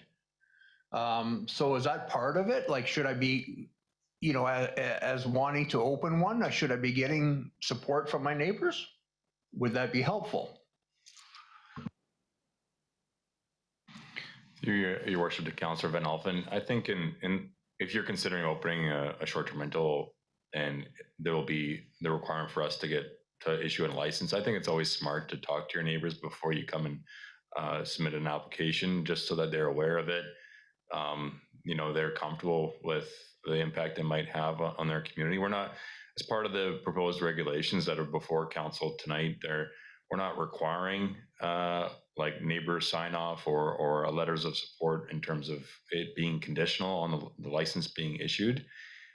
We have the good neighbor agreement that is going to make the owner/operator accountable to the good neighbor bylaw requirements of noise and impact to the neighborhood. So that's just going to provide us an enforcement mechanism or tool that it's a signed agreement with the operator that they're bounding themselves to in order to operate, and that would give us cause to revoke the license if there is ever an issue in the future. The fact that they're not following what they've stated was part of their agreement. So I think we have a lot of built-in tools, notwithstanding the Good Neighbor Bylaw itself and the provisions within the Good Neighbor Bylaw that we've adopted last July, for our bylaw enforcement staff to utilize, that if there were issues in the future, we can utilize those tools. Thank you, Madam Mayor. Just to continue on then, if I may, one of our speakers during the public hearing told us about his negative experiences with the Airbnb next door to him. So then in the future, he could address that through bylaw. And if they didn't comply, we have the power to pull their license. Thank you. Appreciate it. For those that didn't see the response, that was a yes with the thumbs up.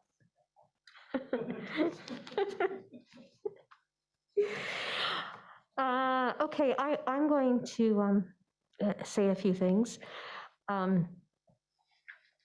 First of all, although I agree with much of what Councillor Holmes said, there are plenty of businesses in residential areas in Summerland. They're called home-based businesses, so there's lots of them. However, the point that Councillor Holmes was making is that these are businesses. We heard the number of times them being referenced as businesses in the public hearing. And because of this, they need to follow the same regulations and be licensed like other businesses in the same sector. I feel pretty strongly about that. We heard a couple of times that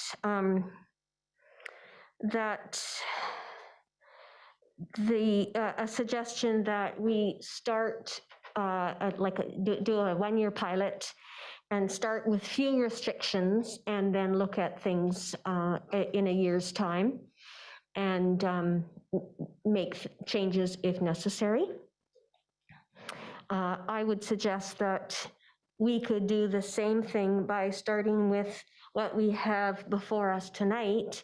Still look at a review. We often review our bylaws, whether they're brand new ones or different ones. And it could certainly work the other way. If it's not working, then during that review, then we can make some changes to it and adjust the text of the bylaw. So I don't really agree with that particular stance. One thing that we have heard here tonight, we've heard it from a number of people in the community, and we around the council tables probably hear it many times outside of the council chambers or outside of the work that we do as elected officials, and that is, do you know of any place I can live in Summerland that I can afford, whether it's rental or how am I ever going to get into the market? Yes, we're working on, affordable or attainable housing or supportive housing. We're working on that in Summerland. But as Councillor Holmes was saying, and I had this very same discussion with a member of the media just this past week, there is a discrepancy between the number of single-family homes or residences and the number of the change in the population. So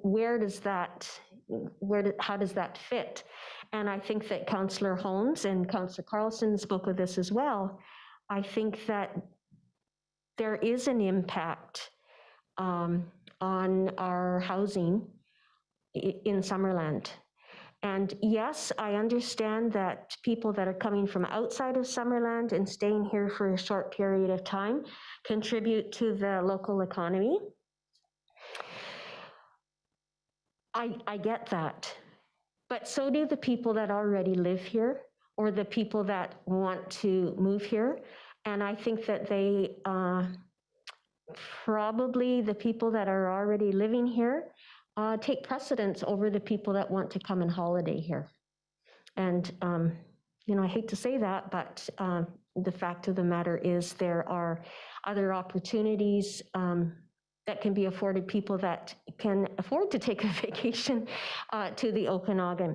So for those reasons, and there are others as well, but for those specific reasons, I will be supporting the bylaw that's in front of us tonight. Thank you. Okay, any further? Councillor Traynor, thank you. I'll just add my 2 bits. So there was a comment tonight during the public hearing that council should stay out of the way people, or stay out of how people, whatever they want to do with their houses, they should be able to do. And, I understand where that person was coming from, but as councillors, we have a responsibility to answer to the residents all of the residents that live in Summerland. And when they have issues, we have to respond to those. So, we have zoning in cities and it's there for a reason. And so we have to respond to everybody's concerns. When I was thinking about short-term rentals, I was trying to really balance, everybody's point of view. And I've stayed in Airbnbs many times. So I was trying to think about my experiences as well. And then my experience as a counselor. And I think at the end of the day, when I think about this, I have to put our neighborhoods first. Our neighborhoods are designed for places for people to live their daily lives. They're zoned for residential. And when people move into a neighborhood, they expect to find a quiet place to live, a peaceful place, a comfortable place, a place that's safe, and where they feel community. And, when we start to have homes in our neighborhoods that are solely businesses, then I think that really takes away from that feeling of community.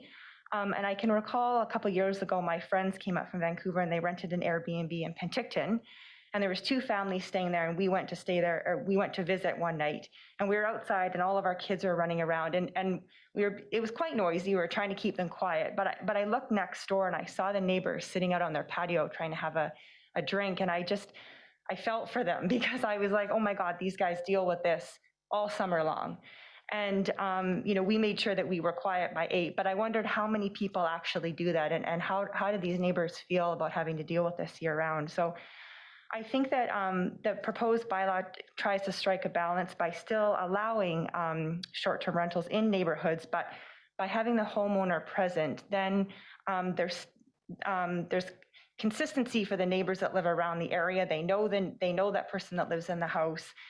They can express their concerns directly to that person, and that person is still allowed to have a business, and they're still allowed to make a profit and rent out their home. So like Councillor Holmes said, this bylaw is not perfect, but I think that we do have to address this. Otherwise, our neighborhoods are going to start to turn into complete businesses, and then, where do people live, and how do you have community if you don't know your neighbors?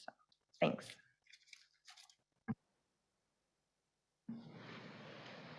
Okay, anybody like to provide the last few comments? Okay. I will call the question then. So we're looking at 5 different amendment bylaws covering zoning, business license, fees and charges, bylaw notice enforcement, and ticket information utilization. All in favor? Any opposed? Okay, that carries. All right.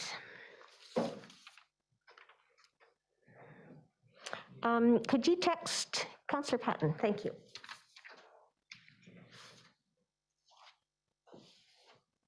Although I do see him here, so not really.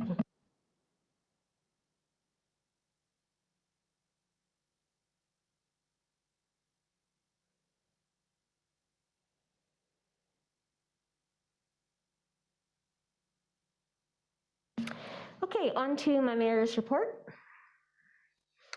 I'm not quite as organized as I usually am, so this is my mayor's report tonight. I'm going to wing it a little bit. First of all, though, I would like to say Happy Valentine's Day to everyone, and I hope that you had the chance to spend some time today with a loved one, significant other, or family, or friends, or neighbors, or whatever, and that you are able to continue that from today through the rest of the year, too. So it's been 3 weeks since we've had a council meeting, and lots of things have happened. But there are a few meetings, or I guess meetings, that I have participated in that I want to bring to council's attention. The first was held on February the 2nd, and that was a minister meeting, a meeting with Minister Osborne and UBCM President Lori Ann Rutenberg. And the question that we were asked to answer, actually there were 2 of them. Are you considering running again or not? And what are you doing to pass the baton on to the next council, or to ensure continuity or success of completion of projects that you brought forward? So there were some really interesting responses. Most people at that time did not know, or were not willing to say whether or not they were going to run for mayor or chairs. There were chairs of regional districts there as well. So it gave me a chance to really speak about some of the things that we as a council have accomplished, but they're not going to be completed, or they are ongoing things. One of the things, of course, is the potential for the recreation center, our relationship with the Penticton Indian Band, the work that we continue to do on attainable housing in Summerland, those types of things. So that was a pretty interesting conversation to hear what other areas are doing. The second thing I wanted to bring up is on February the 9th, we had a bit of an emergency SILGA meeting. And it was called because primarily Princeton and Merritt, and there's representation on the SILGA board from both of those communities. They wanted to talk about writing a letter to the province about the response and support in times of emergency. As you know, both Princeton and Merritt, who are both members of SILGA, and to a lesser extent, Kamloops and Lillooet, were all impacted in a number of severe ways in over the last year. So they talked about a number of things that were kind of surprising to me. Things that were happening on the ground in their communities, and so that's something that we agreed that we would write a letter and send it on behalf of SILGA members. February the 11th, so last Friday, there was a regular elected officials climate caucus meeting. But this one was a little bit different because they have now formed a BC chapter. And it was specific for elected officials in BC. The things that came forward out of that were developing a more formalized relationship with Union of BC municipalities, talking about how local governments can help with addressing climate change. Of course, we still don't know anything about a program that might replace the CAREP program. So that's definitely something that needs more clarification and more work on. And there was also the discussion about the challenges with dependency on oil and gas, specifically, or I guess especially in remote communities, northern communities of BC. Things that we don't necessarily think about down here, but up there it's quite a concern when you're trying to reduce emissions and work on climate change initiatives when you have that definite dependency on oil and gas. Oh, and the last thing I wanted to say was also on February the 11th, so last Friday, I had the honor of being asked to assist the BC Real Estate Foundation in their judging for their land awards, which is a program that recognizes outstanding leadership and projects that work on protecting land and water in the province. And I was asked to participate in the food lands category, which is one of 5 categories. Announcements of the winners and the finalists will be made at a gala June the 19th down at the coast. So that is my mayor's report, and I will write one up so that it can get put on the website. CAO. Thank you, Mayor Boot. For Council's awareness, we have now posted the public tender for our acquisition of 4 new electric passenger vehicles to replace existing vehicles in the fleet. These EVs will assist the greening of our fleet and achieving tangible emissions reductions in accordance with our corporate emissions management plan. We are hopeful that we will see the replacements arrive by late summer, early fall, and once they do, we'll schedule some time for council and the public to come see them. We did a press release last week to communicate the good news that we have received grant funding from the Ministry of Tourism, Arts, Culture and Sport in the amount of $280,000 to refurbish the washrooms at Peach Orchard Park and Rotary Beach Park. This project will assess both facilities to identify and complete upgrades required to address accessibility, health and safety, energy efficiency, and structural improvements. This project will winterize one of the washroom buildings to allow year-round use by visitors and residents who enjoy the pathway, playground, dog beach, spirit square, gathering space, and beaches throughout the year. Because we do not want to impact the use and enjoyment of the current facilities during the summer season, we are timing our efforts to occur in the fall-winter period. The funds for this program must be expended by March 2023. Finally, I wanted to let Council know that we have been closely monitoring the snow survey and water supply bulletins produced by the BC River Forecast Center. In our region, we remain within normal parameters. It's early days and much can change, so we'll keep a close eye on things as spring approaches. With that, I conclude. Thank you. Thank you. Any questions for the CAO? All right. Kendra, is there anybody that would like to participate in our public comment opportunity? Okay, so that's a no. On to 9.1. It's a continuation of our building bylaw discussion of this afternoon.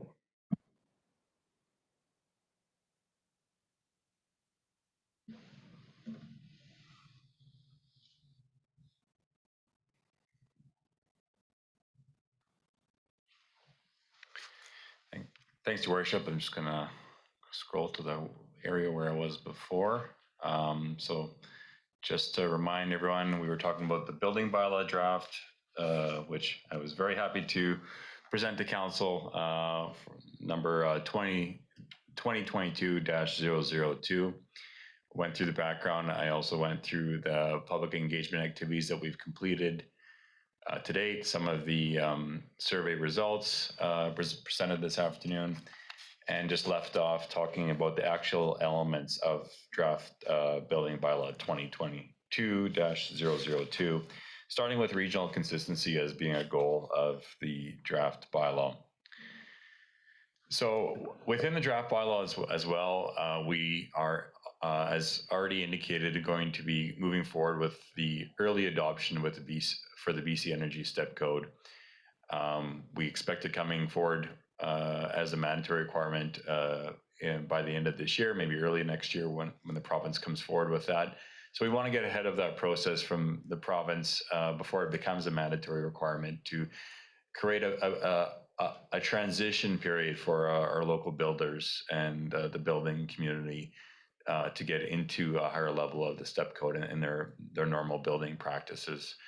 So that's the intention of the proposed timeline that's been set as part of the draft building bylaw, and it being starting with step 1 for all Part 9 residential buildings upon adoption of this bylaw. And if council so chooses, we're targeting March 1st with potential adoption on the 28th of February. So that there'd be a 6-month transition period before moving up to step 3, where the actual energy efficiency requirements under the BC Energy Step Code will take a greater effect. Step 1 is pretty much this similar type of build process right now to BC Building Code, but it allows our builders to get familiar with using an energy advisor, completing the mid-construction blow-a-door test, completing the informational requirements for the building permit process that we will require.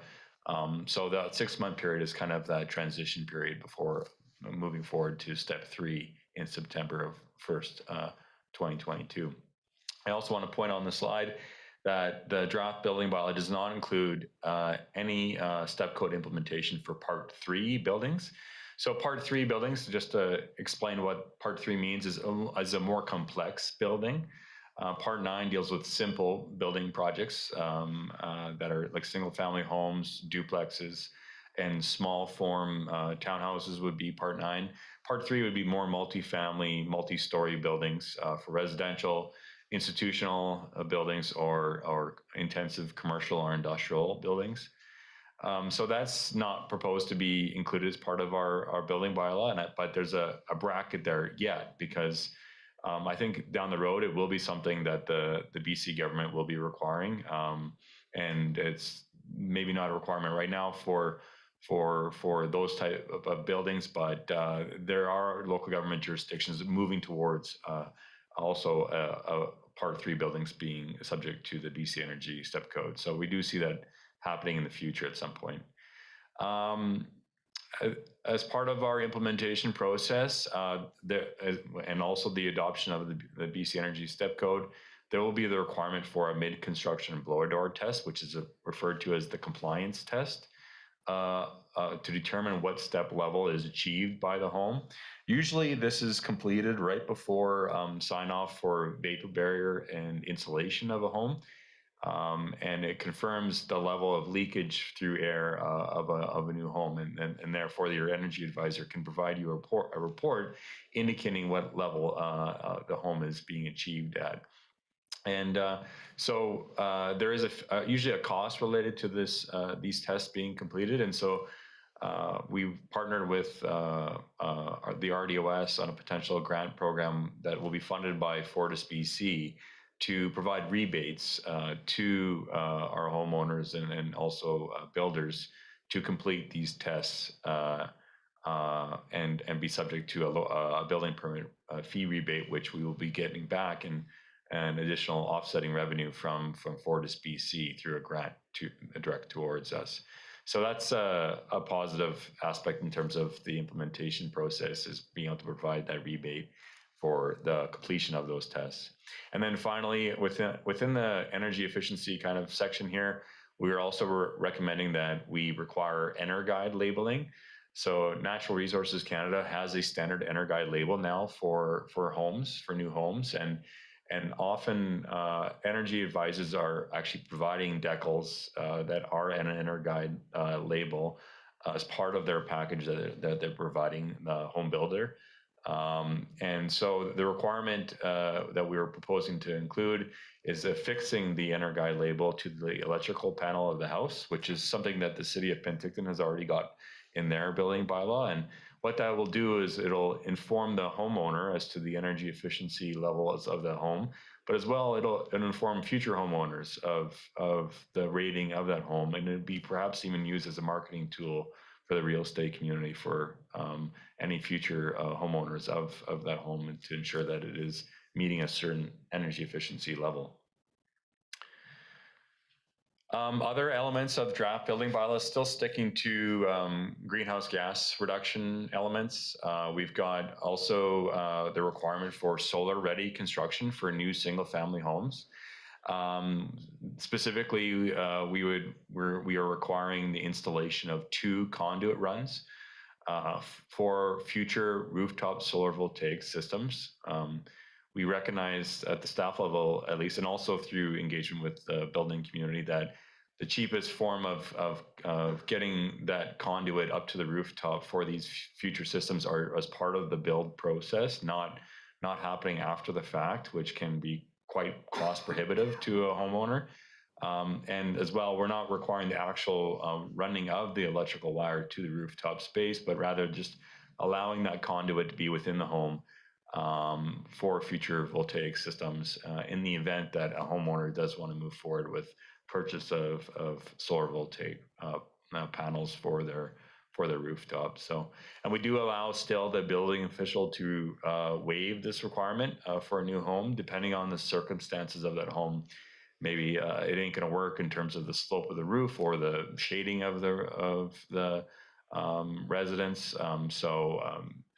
For that reason, the building official does have the discretion to waive this requirement. Another item that is included, again, sticking with greenhouse gas reductions, was the electrical vehicle ready construction elements as well. This is a new part for our bylaw.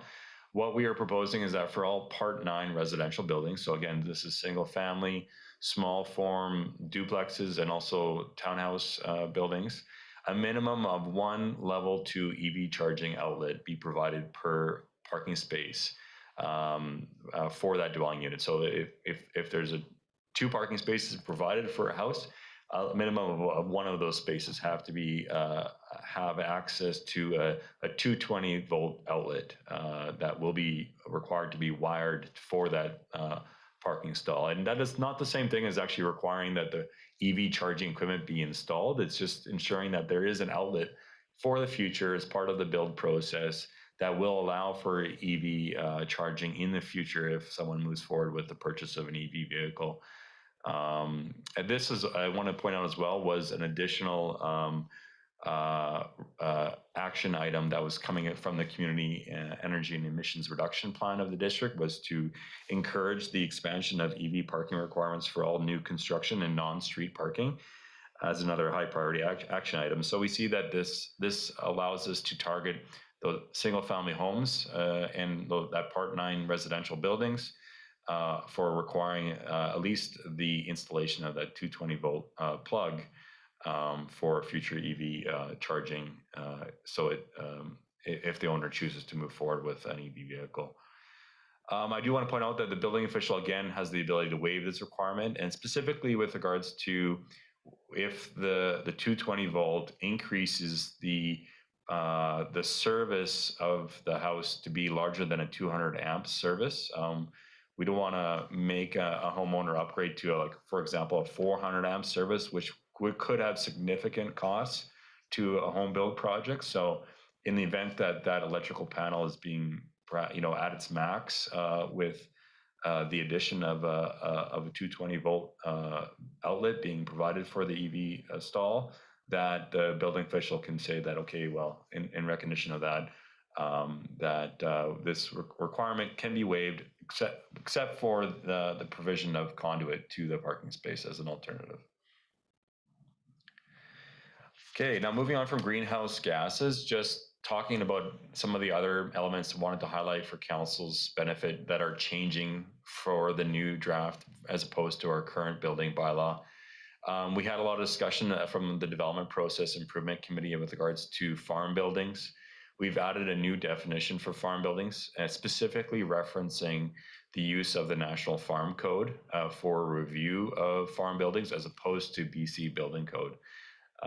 We've also added a new exemption for farm buildings. So we feel that, if it's a pole barn or a hay shelter that is defined as a farm building, we don't want to be looking at it if it's less than 500 square feet in terms of that size. So we've allowed now a greater exemption for farm buildings to be exempt from requiring a building permit if it's less than that 500 square feet limit, but everything above that would still trigger the need for a building permit and for it to be inspected.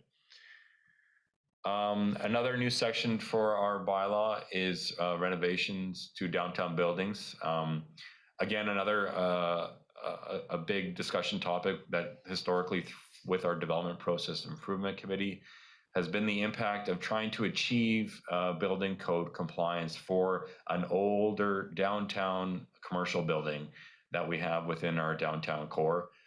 It can be quite significantly and cost prohibitive to a new business owner, for example, coming in that wants to make renovations to their space, but are subject to bringing in a very old building to full compliance with the BC Building Code. So, and additionally as well, our building officials have actually asked for this as well, because they find it difficult as well for administering the building code for these older buildings that have some nonconformities related to it. And so what we've created was this table that basically determines the amount of code compliance being dependent on a factor of the total construction value of a renovation project being a percentage of the building assessed value. So just as an example, if you had a building that was assessed at $500,000 from just the building assessed value, if a renovation permit came in, it was only $50,000 or less,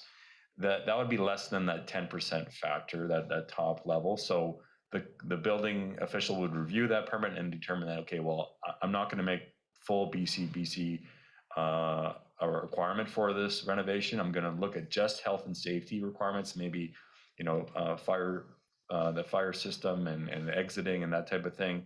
And also I'm going to be looking at accessibility upgrades that are going to be required for BC Building Code compliance. So you can see that it kind of staggers down with higher construction value for a renovation, achieving or requiring a greater degree of compliance with BC Building Code. Up to that 75% level and greater would be required that 100% building code compliance. And definitely any new building as well would still be subject to full building code compliance that was being proposed within the downtown core. Okay, just to kind of breeze through this stuff, building permit exemptions, the top three are new ones I've already mentioned as some additional feedback from our engagement results was temporary buildings as well as above ground pools and hot tubs, and finally sea cans and shipping containers being exempt from requiring a building permit. Couple of notes here: in-ground pools would still be required to get a building permit, and often these in-ground pools can be significant projects. So that is still something that we're going to require going through the building permit process. And then also for sea cans and shipping containers, there's a condition that they have to be cited properly within our zoning bylaw, because we do have some zoning bylaw criteria for sea cans, and as well that they not be altered to like, for example, there's unique concepts of using a container for an office space that's been renovated and altered to be permitted for that type of space would still trigger a building permit. But the development process guys did want us to include the exception for exterior cladding of a shipping container to help with the unsightliness of containers. And so that was added as a late item to the bylaw. Manufactured homes are exempt for the actual building portion. Nothing's changed there. We're only going to be looking at footings and foundation placement as part of a manufactured home building permit. Docks and wharfs are going to continue to be exempt. Just wanted to highlight that, and as well as going to continue to be exempt are the installation or replacement of mechanical heating and ventilation systems. Some other items I want to mention with regards to the draft building bylaw. I already mentioned that one of the goals was relying more on professionals for simple buildings. If there is a registered professional that provides a letter of assurance, that there is a clause there that the district will rely solely on the field reviews of that registered professional, and we will only monitor the site based on compliance with health and safety, and also that it is being completed in accordance to what the registered professional has indicated. We've also included the geodetic elevation of Okanagan Lake within the draft bylaw, and we've referenced it for all homes that are within the Okanagan Lake floodplain, that they have to be subject to that geodetic elevation and the type of build standard that they will be constructing. So either they have to have their main floor above, I think it's 2 feet above was what we're stating, that geodetic elevation of the lake, or they have to provide waterproofing for a basement that's been done professionally for that waterproofing to allow for it to be constructed that way. Something new for the district, we have as well the inclusion of a partial occupancy deposit system with also a deposit fee associated with that. That was included primarily because we have a number of files that are still outstanding that we have yet to complete, because once we give that final occupancy, there is limited incentive for a homeowner to come to finish a project off, and often the contractor and also the home builder are really pushing to get occupancy to get someone into a space. So we see this as a way of allowing an occupancy to maybe occur even perhaps a little bit earlier, but us collecting a security deposit to ensure that the building permit will be completed. And that could include the siding of the house. Say if it's a stucco siding and it's being constructed in the winter time, we take that security to ensure that the siding will get completed in the summertime, but still allowing occupancy to occur in the winter, as an example. Otherwise, those permits have a difficult time getting completed by our staff. CEO stat mentioned maximum timeline standards, and that is included. We have 31 working days for simple projects that we will provide a response for either issuance or denial. And again, assuming complete applications are being submitted, and then 60 days for complex projects is what's being proposed in the bylaw. A change as well, just a smaller one, is a shorter expiry period for demolition permits. Our typical expiry date for starting construction is 180 days. We're shortening that to 90 days because we feel like a demolition should get started right away. There isn't a lot for it to be initiated other than just starting the demolition, and then allows us to get it cleaned up in a shorter time frame as well. And then I mentioned as well that the district has a separate fire limit area bylaw that does restrict the type of buildings that require fire sprinkling, and we're just making a note of that within the bylaw to reference that other bylaw. Okay, moving on from the elements of the draft building bylaw that are new, I just want to point a couple of good practice things that we're also including.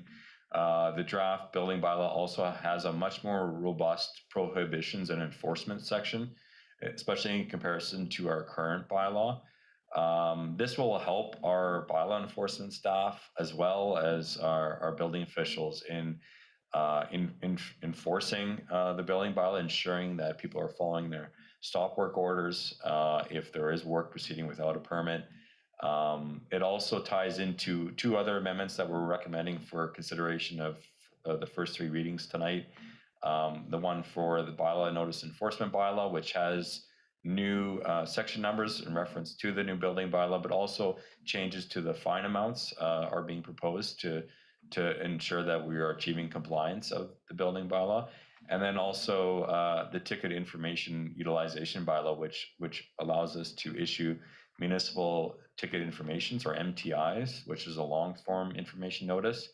It allows us to fine a little bit more amount if we're not getting compliance, as well as new section numbers associated with it.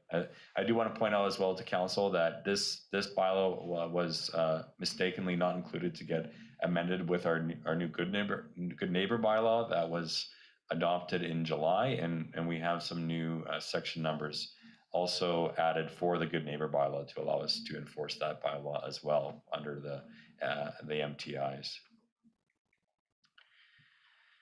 Okay, now moving on from the building bylaw into fees and charges. I've also drafted a number of amendments to our fees and charges bylaw, specifically to the building permits section of our fees and charges bylaw in relation to some of the new provisions within the bylaw.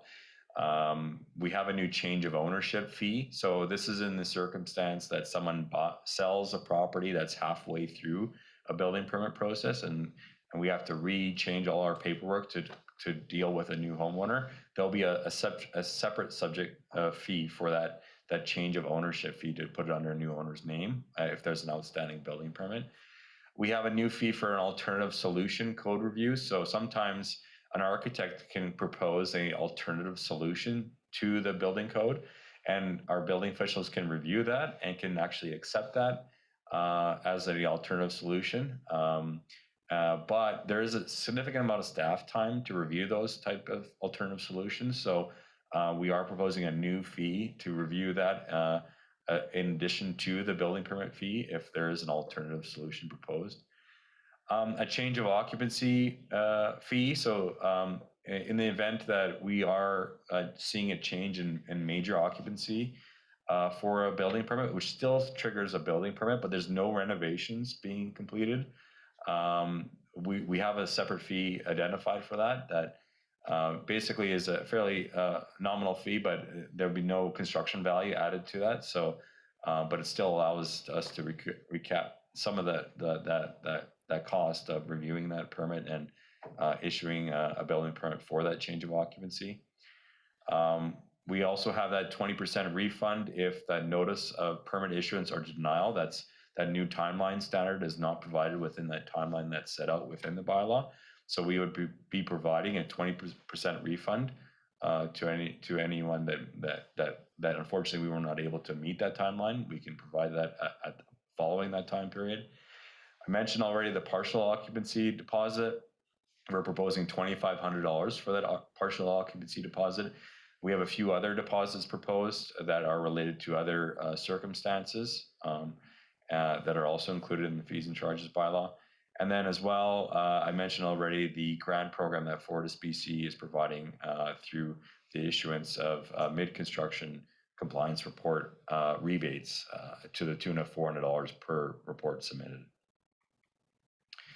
Lastly, in terms of the fees and charges bylaw, I do want to also point out we have another action item that was identified in the community energy and emissions reduction plan was to implement fee rebates to encourage improved energy performance of new homes as an action item. And so this is I think it's something that was trying to encourage home builders to reach even the higher levels of the step code, such as step 4 and step 5 of the building code. And so I've included this draft table to be considered in terms of the level of building permit fee rebate that the district will be able to provide for achieving a certain step level of the BC Energy step code. So we're proposing that it be 5% to achieve step 3 up until it becomes a mandatory requirement on September 1st, 2022, a 10% fee rebate if a homeowner is able to achieve step 4, and a 20% fee rebate to the building permit value or application fee that if they're able to achieve that step 5 level.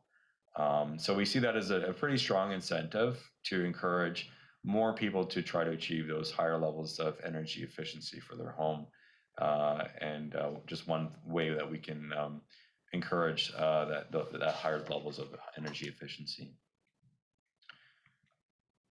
So in terms of committee review, I've mentioned we've had a number of meetings with the Development Process Improvement Advisory Committee. Specifically, the draft itself was presented on January 26th. They provided a number of comments at the committee with regards to the draft, most of it in support with a lot of the elements included in it. Again, there was some suggestion with regards to the wording that we had previously on requiring conduit for solar hot water heating, which a lot of the people in the committee identified was maybe archaic, or a lot of systems aren't being used for hot water heating, but more just solar electricity versus requiring it for hot water heating purposes. So we removed that language from the bylaw following that discussion, as well as we allowed the exterior cladding of shipping containers, which was another item that they brought forward in their resolution of support. And then just last week, we presented to the district's Climate Action Advisory Committee. Again, generally it was of support. Some good comments from this committee with regards to the EnerGuide sticker that we were proposing, that it should include an expiry because the energy efficiency of a home does decrease over time. And we shouldn't be misleading homeowners 10 years from now, for example, as to the energy efficiency that they'll be able to achieve, which was a great idea and something that we're going to be incorporating. They also suggested that perhaps the district could issue new stickers for renovation building permits that come in addition to new homes, and that's something definitely we can consider. There were some questions in regards to why there's such a big jump between 200 amp service to 400 amp service for electrical service, and then also what our EV charging requirements are for multifamily dwellings, which we do have a provision in our zoning bylaw that requires a certain percentage of parking for multifamily buildings to be EV or outlet charged. So sorry, that was a lot of information with regards to these bylaw amendments. Again, I'm very happy to be presenting the draft bylaw here for council's consideration. Happy to take any questions. We are recommending that council move forward with the first 2 readings of the draft building bylaw tonight, as well as the associated bylaw amendments for fees and charges, the bylaw notice enforcement bylaw, and then also the ticket information utilization bylaw. Thank you. Good. Well done, Brad. You got us through that. So could I have the slides taken off the, thank you very much, and then I can see Councillor Patton. So questions of our staff. Councillor Van Elfen and then Councillor Barkwell. Thank you, Madam Mayor. On the 500 square foot farm building that now doesn't require a permit, if it's a permanent building, setbacks still have to. So if I wanted to put up a 500 square foot building, I would still have to come in and show you the location, so to speak. Yeah, through your worship to Councillor Van Elfen, that's a great question. Yeah, despite, and this is the same for right now for accessory buildings, even in residential areas that are less than 100 square feet, 10 by 10, Yeah. you still have to conform to our zoning bylaw for setbacks. So we're not going to be making them go through a building permit process, but it's always a good idea if you're considering putting up a structure that's 500 square feet or less, to inquire about what the setbacks are with our office, and we can tell you what they are, or research on your own and determine what they are, but it is a requirement for that. Thank you so much. Councillor Barklow. Thank you, Madam Mayor. I have 3 questions, easy questions. How do you determine, you sort of spoke about the amount of conformity to the code depending on the value of the renovation permit. And so how do you determine a percentage of compliance to the code? I don't follow that part. Yeah, through your worship to Councillor Barkle, that's a great question. I guess as well, it is difficult. I think it'll be on a case-by-case basis by our building officials. I think what the table does is provide some guideline to our building officials, but also some discretion to determine what elements of the code are going to be probably most pertinent to this current situation. And so there is actually a provision within that downtown building section that's proposed as part of the draft, that it's stating that the determine on code compliance level is based on the building official's discretion. So it's up to the building official to determine that. A good example would be if, like, for example, if it's a 2-story commercial building, if there is a stairwell that's not meeting our minimum code requirements of the home, and they're coming forward with a $100,000 renovation to the main floor as opposed to the second floor, we're not going to make them go forward with rebuilding the stairwell for an old existing home to meet BC building code compliance. So that discretion for on a case-by-case basis is important to allow that building official to kind of make those calls in the field, and recognizing that it'd be too cost prohibitive to make them conform to those levels of the code in those situations. Okay, thank you. I see that it's going to be a 2-edged sword. It'll be, certainly a good idea in many cases, and then other people will complain if they don't perceive consistency. So we'll have to see how it goes. And then you spoke about CCANs. They're only permitted on agricultural properties, aren't they? Or you can't put one in your backyard or. Yeah, through your worship. So that's what we meant by, as long as they're cited according to our zoning bylaw. Right now, our zoning bylaw restricts them from all residential zones. So agricultural, commercial, and industrial allow the placement of CCAN storage. Thanks.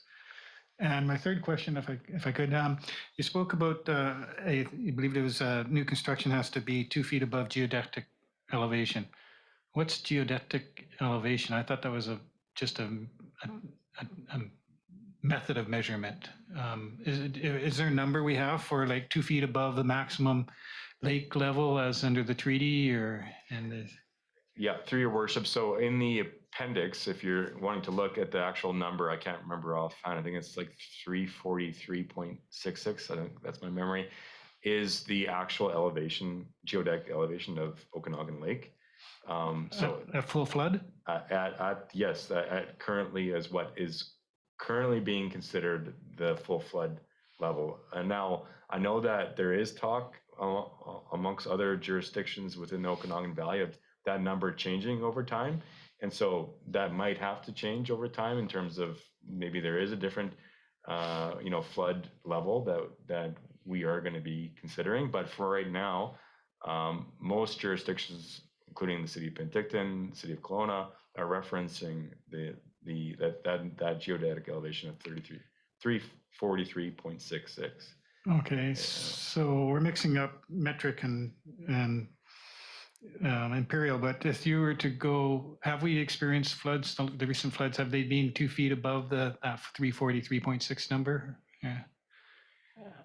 in the last few years? That's a great question. I think that the 2017 event did indicate that perhaps we need to re-review our floodplain regulations. And I know that as part of right now, the Central Okanagan Regional District is reviewing the floodplain mapping of Okanagan Lake right now in reference to the 2017 floods. So this is what I mean, like the number may change in the future. And so right now, the current bylaw references the current number of 343.66, but I can envision it being an amendment to that appendix number in the future. I think we should look at that sooner rather than later here and see what the total, the maximum height was in, say, 2017. And I don't know what's appropriate, a foot above that, 2 feet above that, but certainly some number above what we have experienced already in life. Yeah, I'll have to a little quick research and we'll have those numbers, I'm sure. Yeah. Councillor Holmes. So talking to a couple of Penticton councillors, that they say that since they introduced the step code there, that that has improved not only the quality of their buildings, but it's also improved the quality of their builders. And so really, this is really, I think, an opportunity for the development community to kind of upskill and become better at what they do. But on that note, I was just wondering, is, are the development community prepared for this? Are they ready for this? What kind of training and professional development is out there for them? And do we have a role to play to kind of help them get there? Thanks. Through your worship, to Councillor Holmes, yes, for all of the above, what you've indicated. I think our role as providing guidance to the local builder and development community is important, and it will continue to be important even after we've gone forward with step code implementation with this bylaw. The requirements are changing. Definitely in talking with our building officials, they're getting trained as well for changing requirements. The province is coming forward with new considerations of how they can achieve their greenhouse gas reduction targets.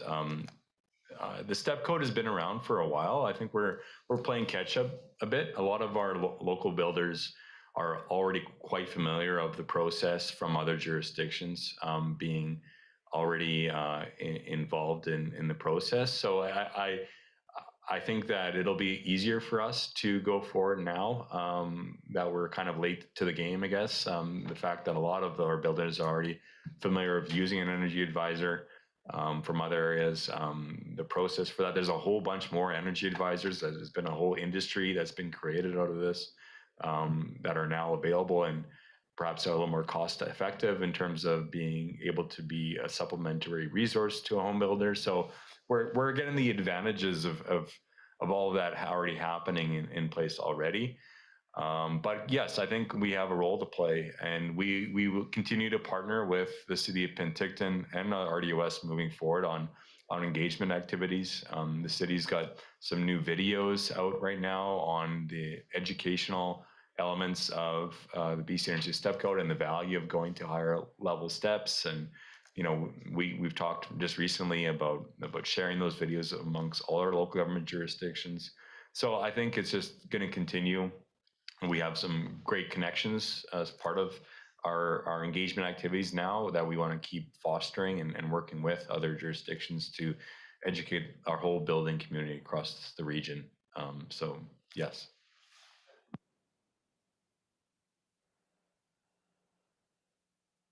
Okay, I have a few questions. Oh, Councillor Patton, we'll go to you first. Thank you, Madam Mayor. I also have a few questions. My first question is, which our Director of Development Services and our CAO and I discussed, and that was an appeal process. One thing that that new bylaw does not indicate anywhere, and I looked through it, is where a citizen can appeal a decision of the building department.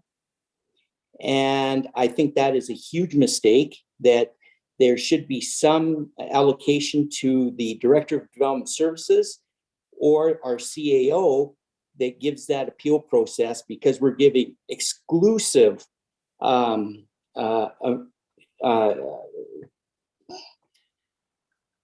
power to our building inspector. And if this bylaw passes without an appeal process, then a complaint comes in and our director can only say to them, I'm sorry, I don't have the power because it's not in the bylaw. So that's my first question, if our CAO or director would like to respond to that one. Yeah, I can take a crack. Through your worship to Councillor Patton. So two things. First off, there is a formal appeal process for a building code interpretation that's managed through the building standards branch. There's a building code appeals board that do review a decision of a building official, and it being Brad, excuse me, I'm sorry to cut you off, but please don't use the building department. I'm talking about our citizens coming to you or our CAO with a concern. You have totally taken that out of the picture, and you're telling them, go talk to the province. That's unacceptable, Brad. They're our citizens. They have the right to come and talk to you.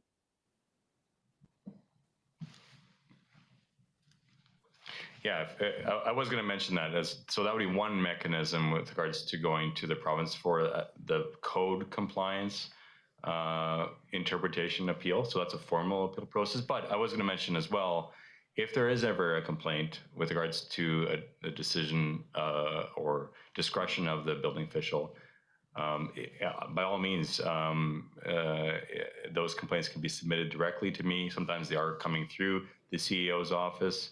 I often have discussions with my staff as to their interpretation and what went through with it. And I usually either, guide perhaps their decision making in terms of, and so that I understand it, that as well that my boss, CEO Stat, understands it. And so it's usually an internal administrative discussion for the proper interpretation of the bylaw and the building code. And so, I think that that appeal process is already kind of happening. It's just we have complaints that come in on a regular basis for my staff, not just the building officials, but and I deal with all those issues as they come in. And we live in a small community here, so it's my role as a manager, and also Graham's role as CEO to wade through those issues as they arise and deal with them, and we do it as part of our jobs. And if I may, I have another question, Madam Mayor. So as part of your Part 24 for your STEP code, part of the requirements of a CAA is to give a prescriptive report on how that house models to the prescriptive requirements of the code.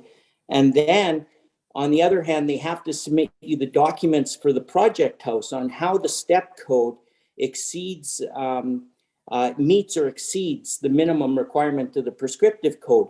But I do not see in anywhere in there where you have directed the CAA on the documentation that they have to submit for the STEP code, whether it be level 1, 2, 3, 4, or 5. Sorry, just to clarify there, Councillor Patton, you mean like at the end of the project? No, at time, I'm sorry, Brad, at time of application, your CEA has to give you a document where he has modeled the house. He models the house and he has to give you 2 reports. One report is how it meets prescriptively The second report is how he's modeled that house to meet the prescriptive requirements of the code. So it's going to be based on, he's changed the insulation values, he's changed the mechanical systems, but there's a report that they have to submit to you at time of application, or you don't know what they're modeling to. And then when you do the blower door test, that report is going to tell you, especially in a step 3, on where the value is that he has to reach. Yes, thank you for that. I think we did have one, I'm just trying to load it up right now. My computer's a bit slow. We did have one additional application requirement that was added for the adoption of the BC Energy Code. I'm trying to find it right now on the fly, but you know, definitely, you know, if there are things that perhaps are not specifically pointed out within the detailed, we do provide detailed application requirements for the different types of application types, whether it's a simple building or a complex building. It's something that we can either address in the future, or also it could be dependent on the building official's discretion to administer the BC Energy Step Code. Let me just try to find that section.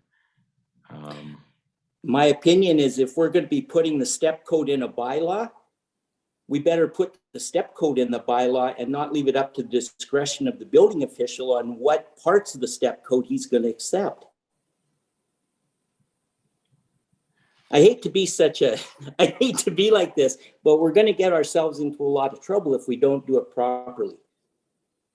Oh, for sure, but we are indicating which step level that we are requiring as part of the building bylaw that's been drafted. So it's just a matter of the application requirements that you're referencing. Yeah, and those 2 documents that I'm referencing are the base documents that the CEA has to supply to you. And while you're looking for that, did we change the retaining height, the retaining wall height a while back from 1.2 meters? Did we not increase that height? Yeah, I can answer that one. So we did with regards to our zoning bylaw. So we used to get a number of development variance permits coming to council because of the 1.2 meter height. So we increased that to 2 meters in an effort to reduce the number of variances. But the 1.2 meter height requirement for the triggering a building permit was still something that's been carried forward from our previous bylaw. Thank you. I think it's I think it's I might be wrong, but again, I'm not a building official. 14.4 P within the bylaw references a certain section of the building code that a compliance summary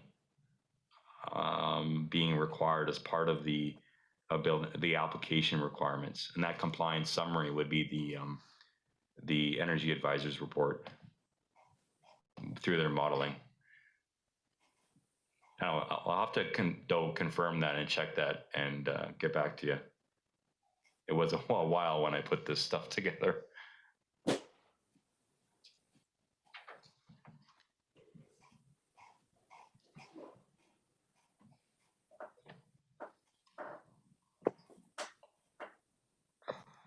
$14.4. That's right. Yeah, P, I think.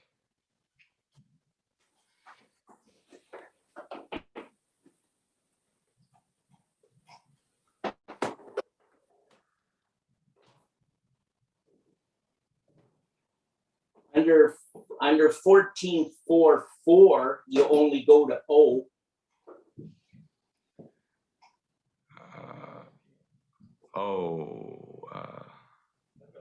Yeah, we got P. Under inspections for simple buildings, you have 14.4.1, 4.2, 4.3, 4.4, and 4.4 goes only goes to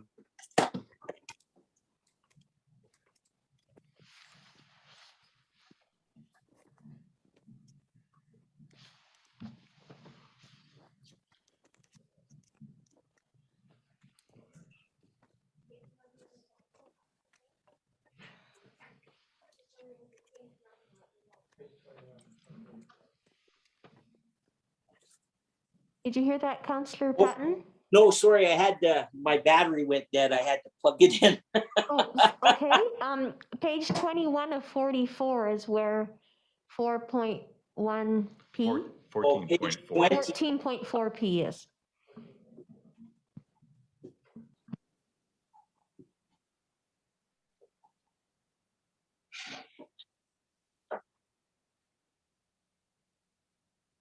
No, that's not the same one, Brad. That's talking about part 3, part 9 buildings. So this is what this is it's the report that the certified energy advisor has to give you at time of application. It's a small piece that got missed, but it's a very important piece that's not there. You know, if council wants to maybe provide a first reading as amended with perhaps the requirement of that piece that Councillor Patton is, then that's definitely something we can research and add as part of the bylaw before it comes forward for adoption. Sounds like a good idea. Councillor Carlson, you have questions? No. Unless there's something else that can't be changed after a first reading, I'd like to put forward first reading of this. I just would like to ask my questions that I have, and then I'll come back to you. I just have a few quick questions. How is the partial occupancy deposit calculated? The proposed one that you've got in the amendments? Yeah, we're proposing a flat rate fee of $2,500 for the partial occupancy deposit.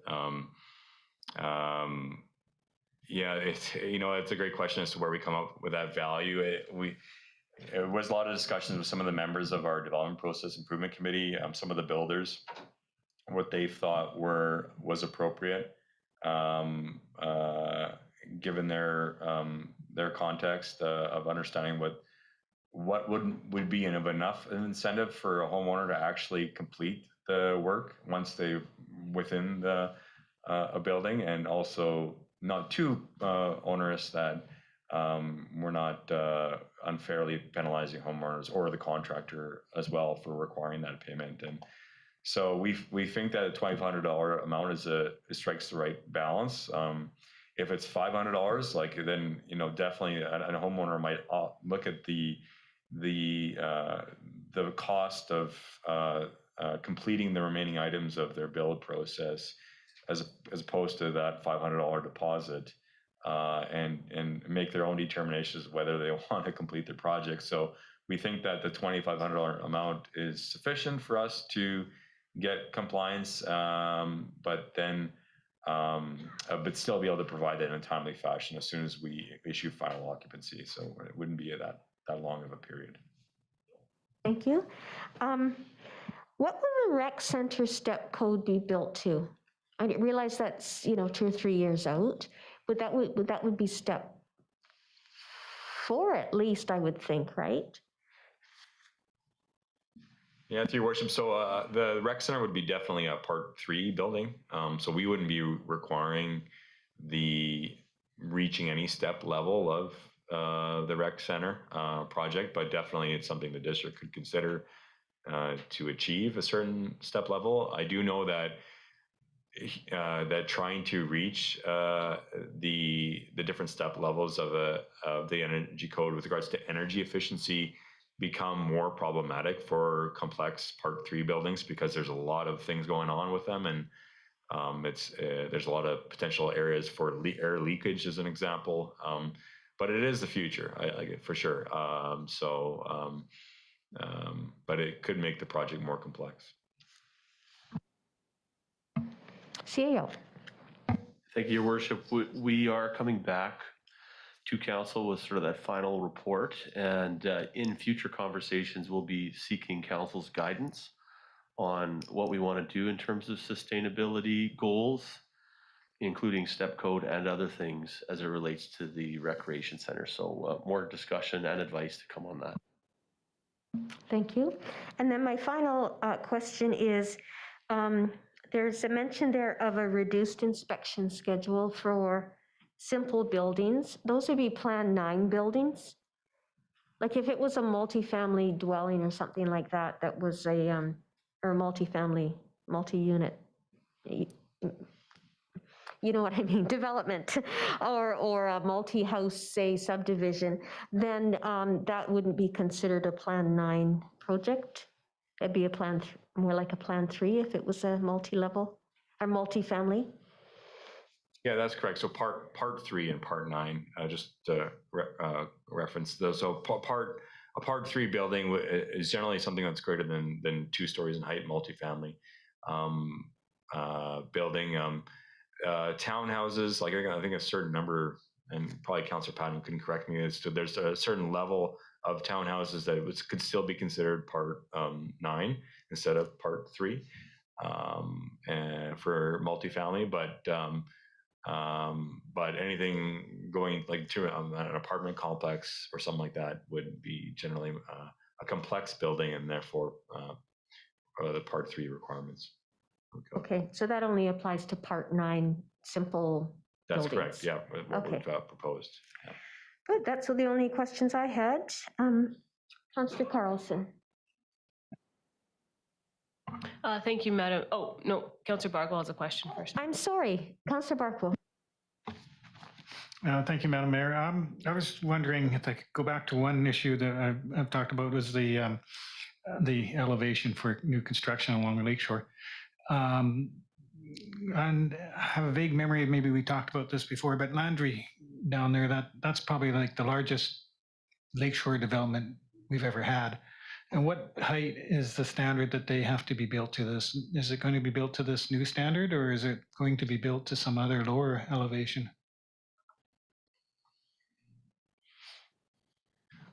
For Landry Crescent, that specific development, we haven't issued building permits yet for that one. So it would be subject to our new building bylaw. We've also indicated, even prior to the building bylaw being brought forward, like even through the development permit process, that slab on grade construction would be our recommended approach for building. And I think that's the developer's intention, is to not do basements for the build type there, which would most likely be in conformance with these regulations. Most likely. Well, I don't know what the elevation is, but offhand, but probably would be. I don't know. If they do slab on grade, then the slab would be at this 343.66 elevation? No. Or how does that work? Probably not. Like I think they're going to have to probably bring fill in regardless to get the build structure to the appropriate height that they're needing, not just for the building, but also stormwater and the roads that are going to be part of the internal areas. So I imagine that the elevation that's, again, I don't know, we haven't got a permit yet, that's going to be submitted will be over that the requirements of this bylaw, but they would be subject to them before we would issue a permit.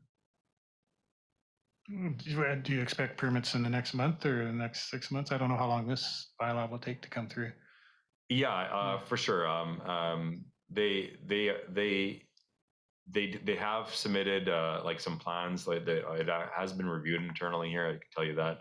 However, there's a number of servicing requirements that are going to be put on to this development for even the offsite improvements, including water looping, before they can go forward with a building and the first building permit for the project. So there would be some time. It'll be, okay, thanks. CEO Stott. Thank you, Your Worship, and through to Councillor Barkwell. Another consideration on the timeline is we won't be giving them a building permit until they get their archaeological approvals from the province, which can take some time and is taking time. I believe the geodetic elevation is from the bottom of that slab too, right, Brad? Not the top of that slab, where it's measured to the bottom. I can't remember. When we, if we do adopt that. The one other consideration I was going to say, it is the bottom, yeah. The one other consideration I was going to say, and I could see either way to go on this from a council perspective, but one of the things we are trying to do in terms of a general outcome is to align with other municipalities in the vicinity. And so one might say, well, that's a race to the bottom in a sense, right? Because you might have a general approach that's not leading edge. But on the other hand, we are trying to offer as much certainty and consistency to the building community and investors. And that has value as well. So if we do change that elevation that we're going for to go to a different level than whatever everyone else is using, it's something we'd want to think about in that regard. But anyways, thank you. Before I have you bring this forward, could I have a resolution to extend the meeting, please? Councillor Van Elfen until 9:30, Madam Mayor. 9:30? I don't think we're going to need that long, but. Excuse me, I was wrong. 9:15. Thank you, sir. You heard the mum voices, right? Do we have a seconder? Councillor Trainer, thank you. All in favor? Great. Councillor Carlson. I'm wondering if we might have a resolution read that gives this bylaw first reading. Thank you. I don't have it in front of me because it was on this morning's or this afternoon's meeting.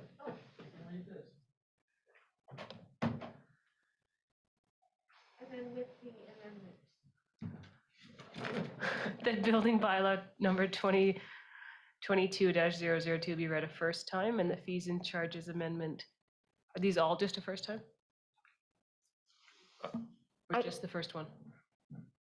So, sorry, I'll jump in here. So I would read it that the building bylaw number 2022-022-002 be amended or be read a first time as amended as one resolution. Okay. And then I would go back into that the building bylaw be read a second and third time as a second resolution, and then do each of the subsequent. But have all the amendments been made? I think that with regards to the direction that Councillor Patton, sorry, I'll take my mask off, for the inclusion of those two minor amendments on the application list, it's something that I can incorporate before it comes forward to adoption at our next meeting. So if you put forward a resolution, first reading as amended, and then second and third, I will draft the amended version to come back at adoption. Okay, thank you. And then everything else is written, right? And then everything else is written. Okay, let me try this again. I'll move that building bylaw number 2022-002 be read a first time as amended, and that the same bylaw be read a second and third time.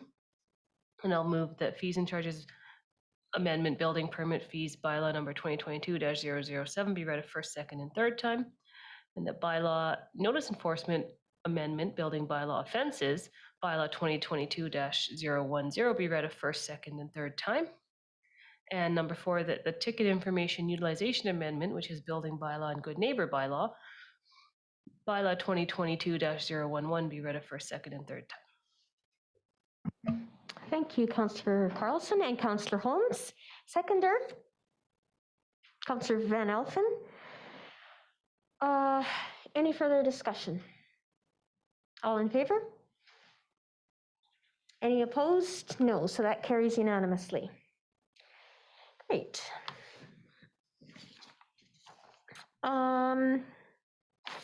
Bylaws for adoption, and now on to 11, business arising from Committee of the Whole.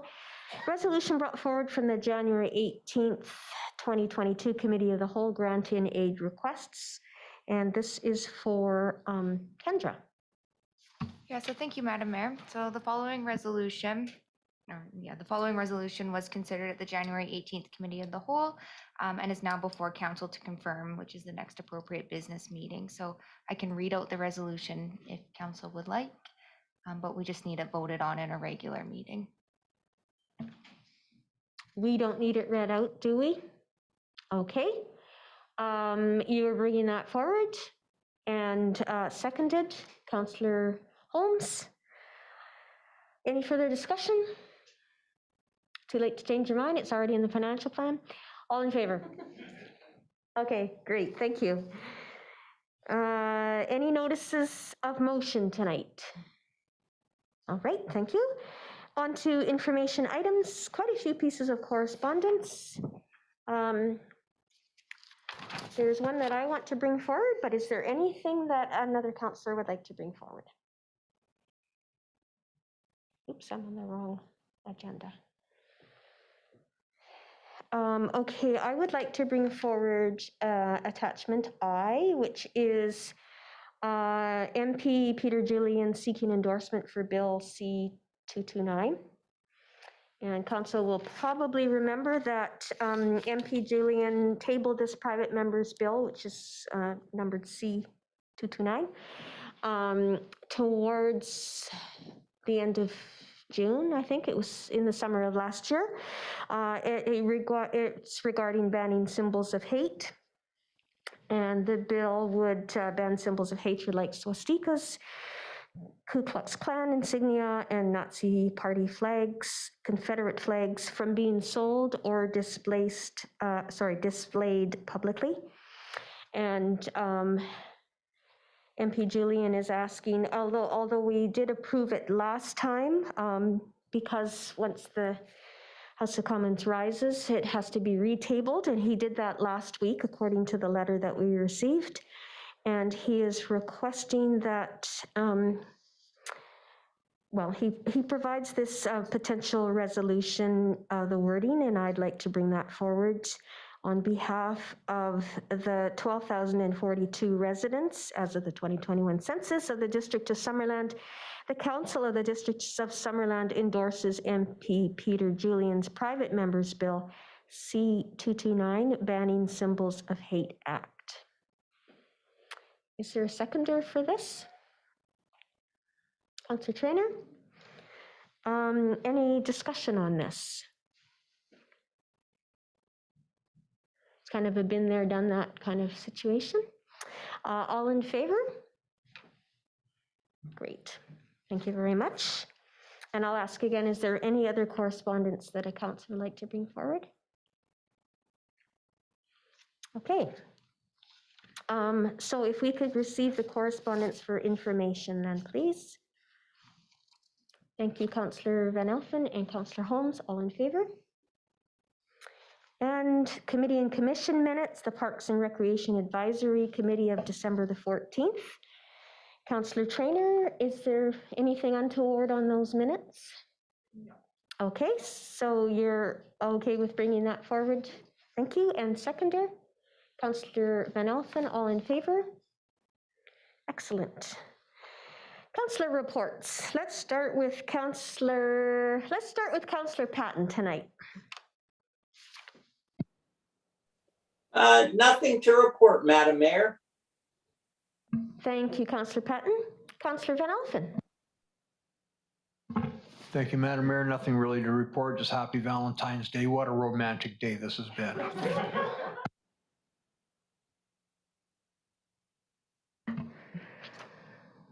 Councillor Barkle.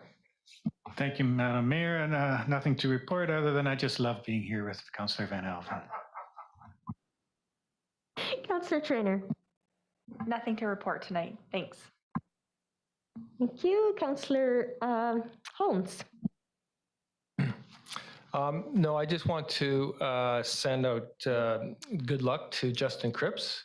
He's defending his gold medal. I think his first run is today, actually. Oh, okay. So it's all happening this week. And so I was just wondering if maybe we as a council could, they don't send telegrams anymore, but be able to send him a message, just wishing him luck on behalf of council. If, you know, it might be a nice thing to do. I think he'd probably appreciate it. We can send him a Valentine. Well, yeah. Okay. Just to wish him luck. You know, it is. You know, he does represent Summerland as much as he represents Canada. So I think it's a great honor for us. And I also like to extend my congratulations to his engagement. Much to the disappointment of my daughter, who that's one of Summerland's more eligible bachelors that high up on her list that she has to check off now. But I'm sure it's great for him. So I'm happy for him, and good luck to him.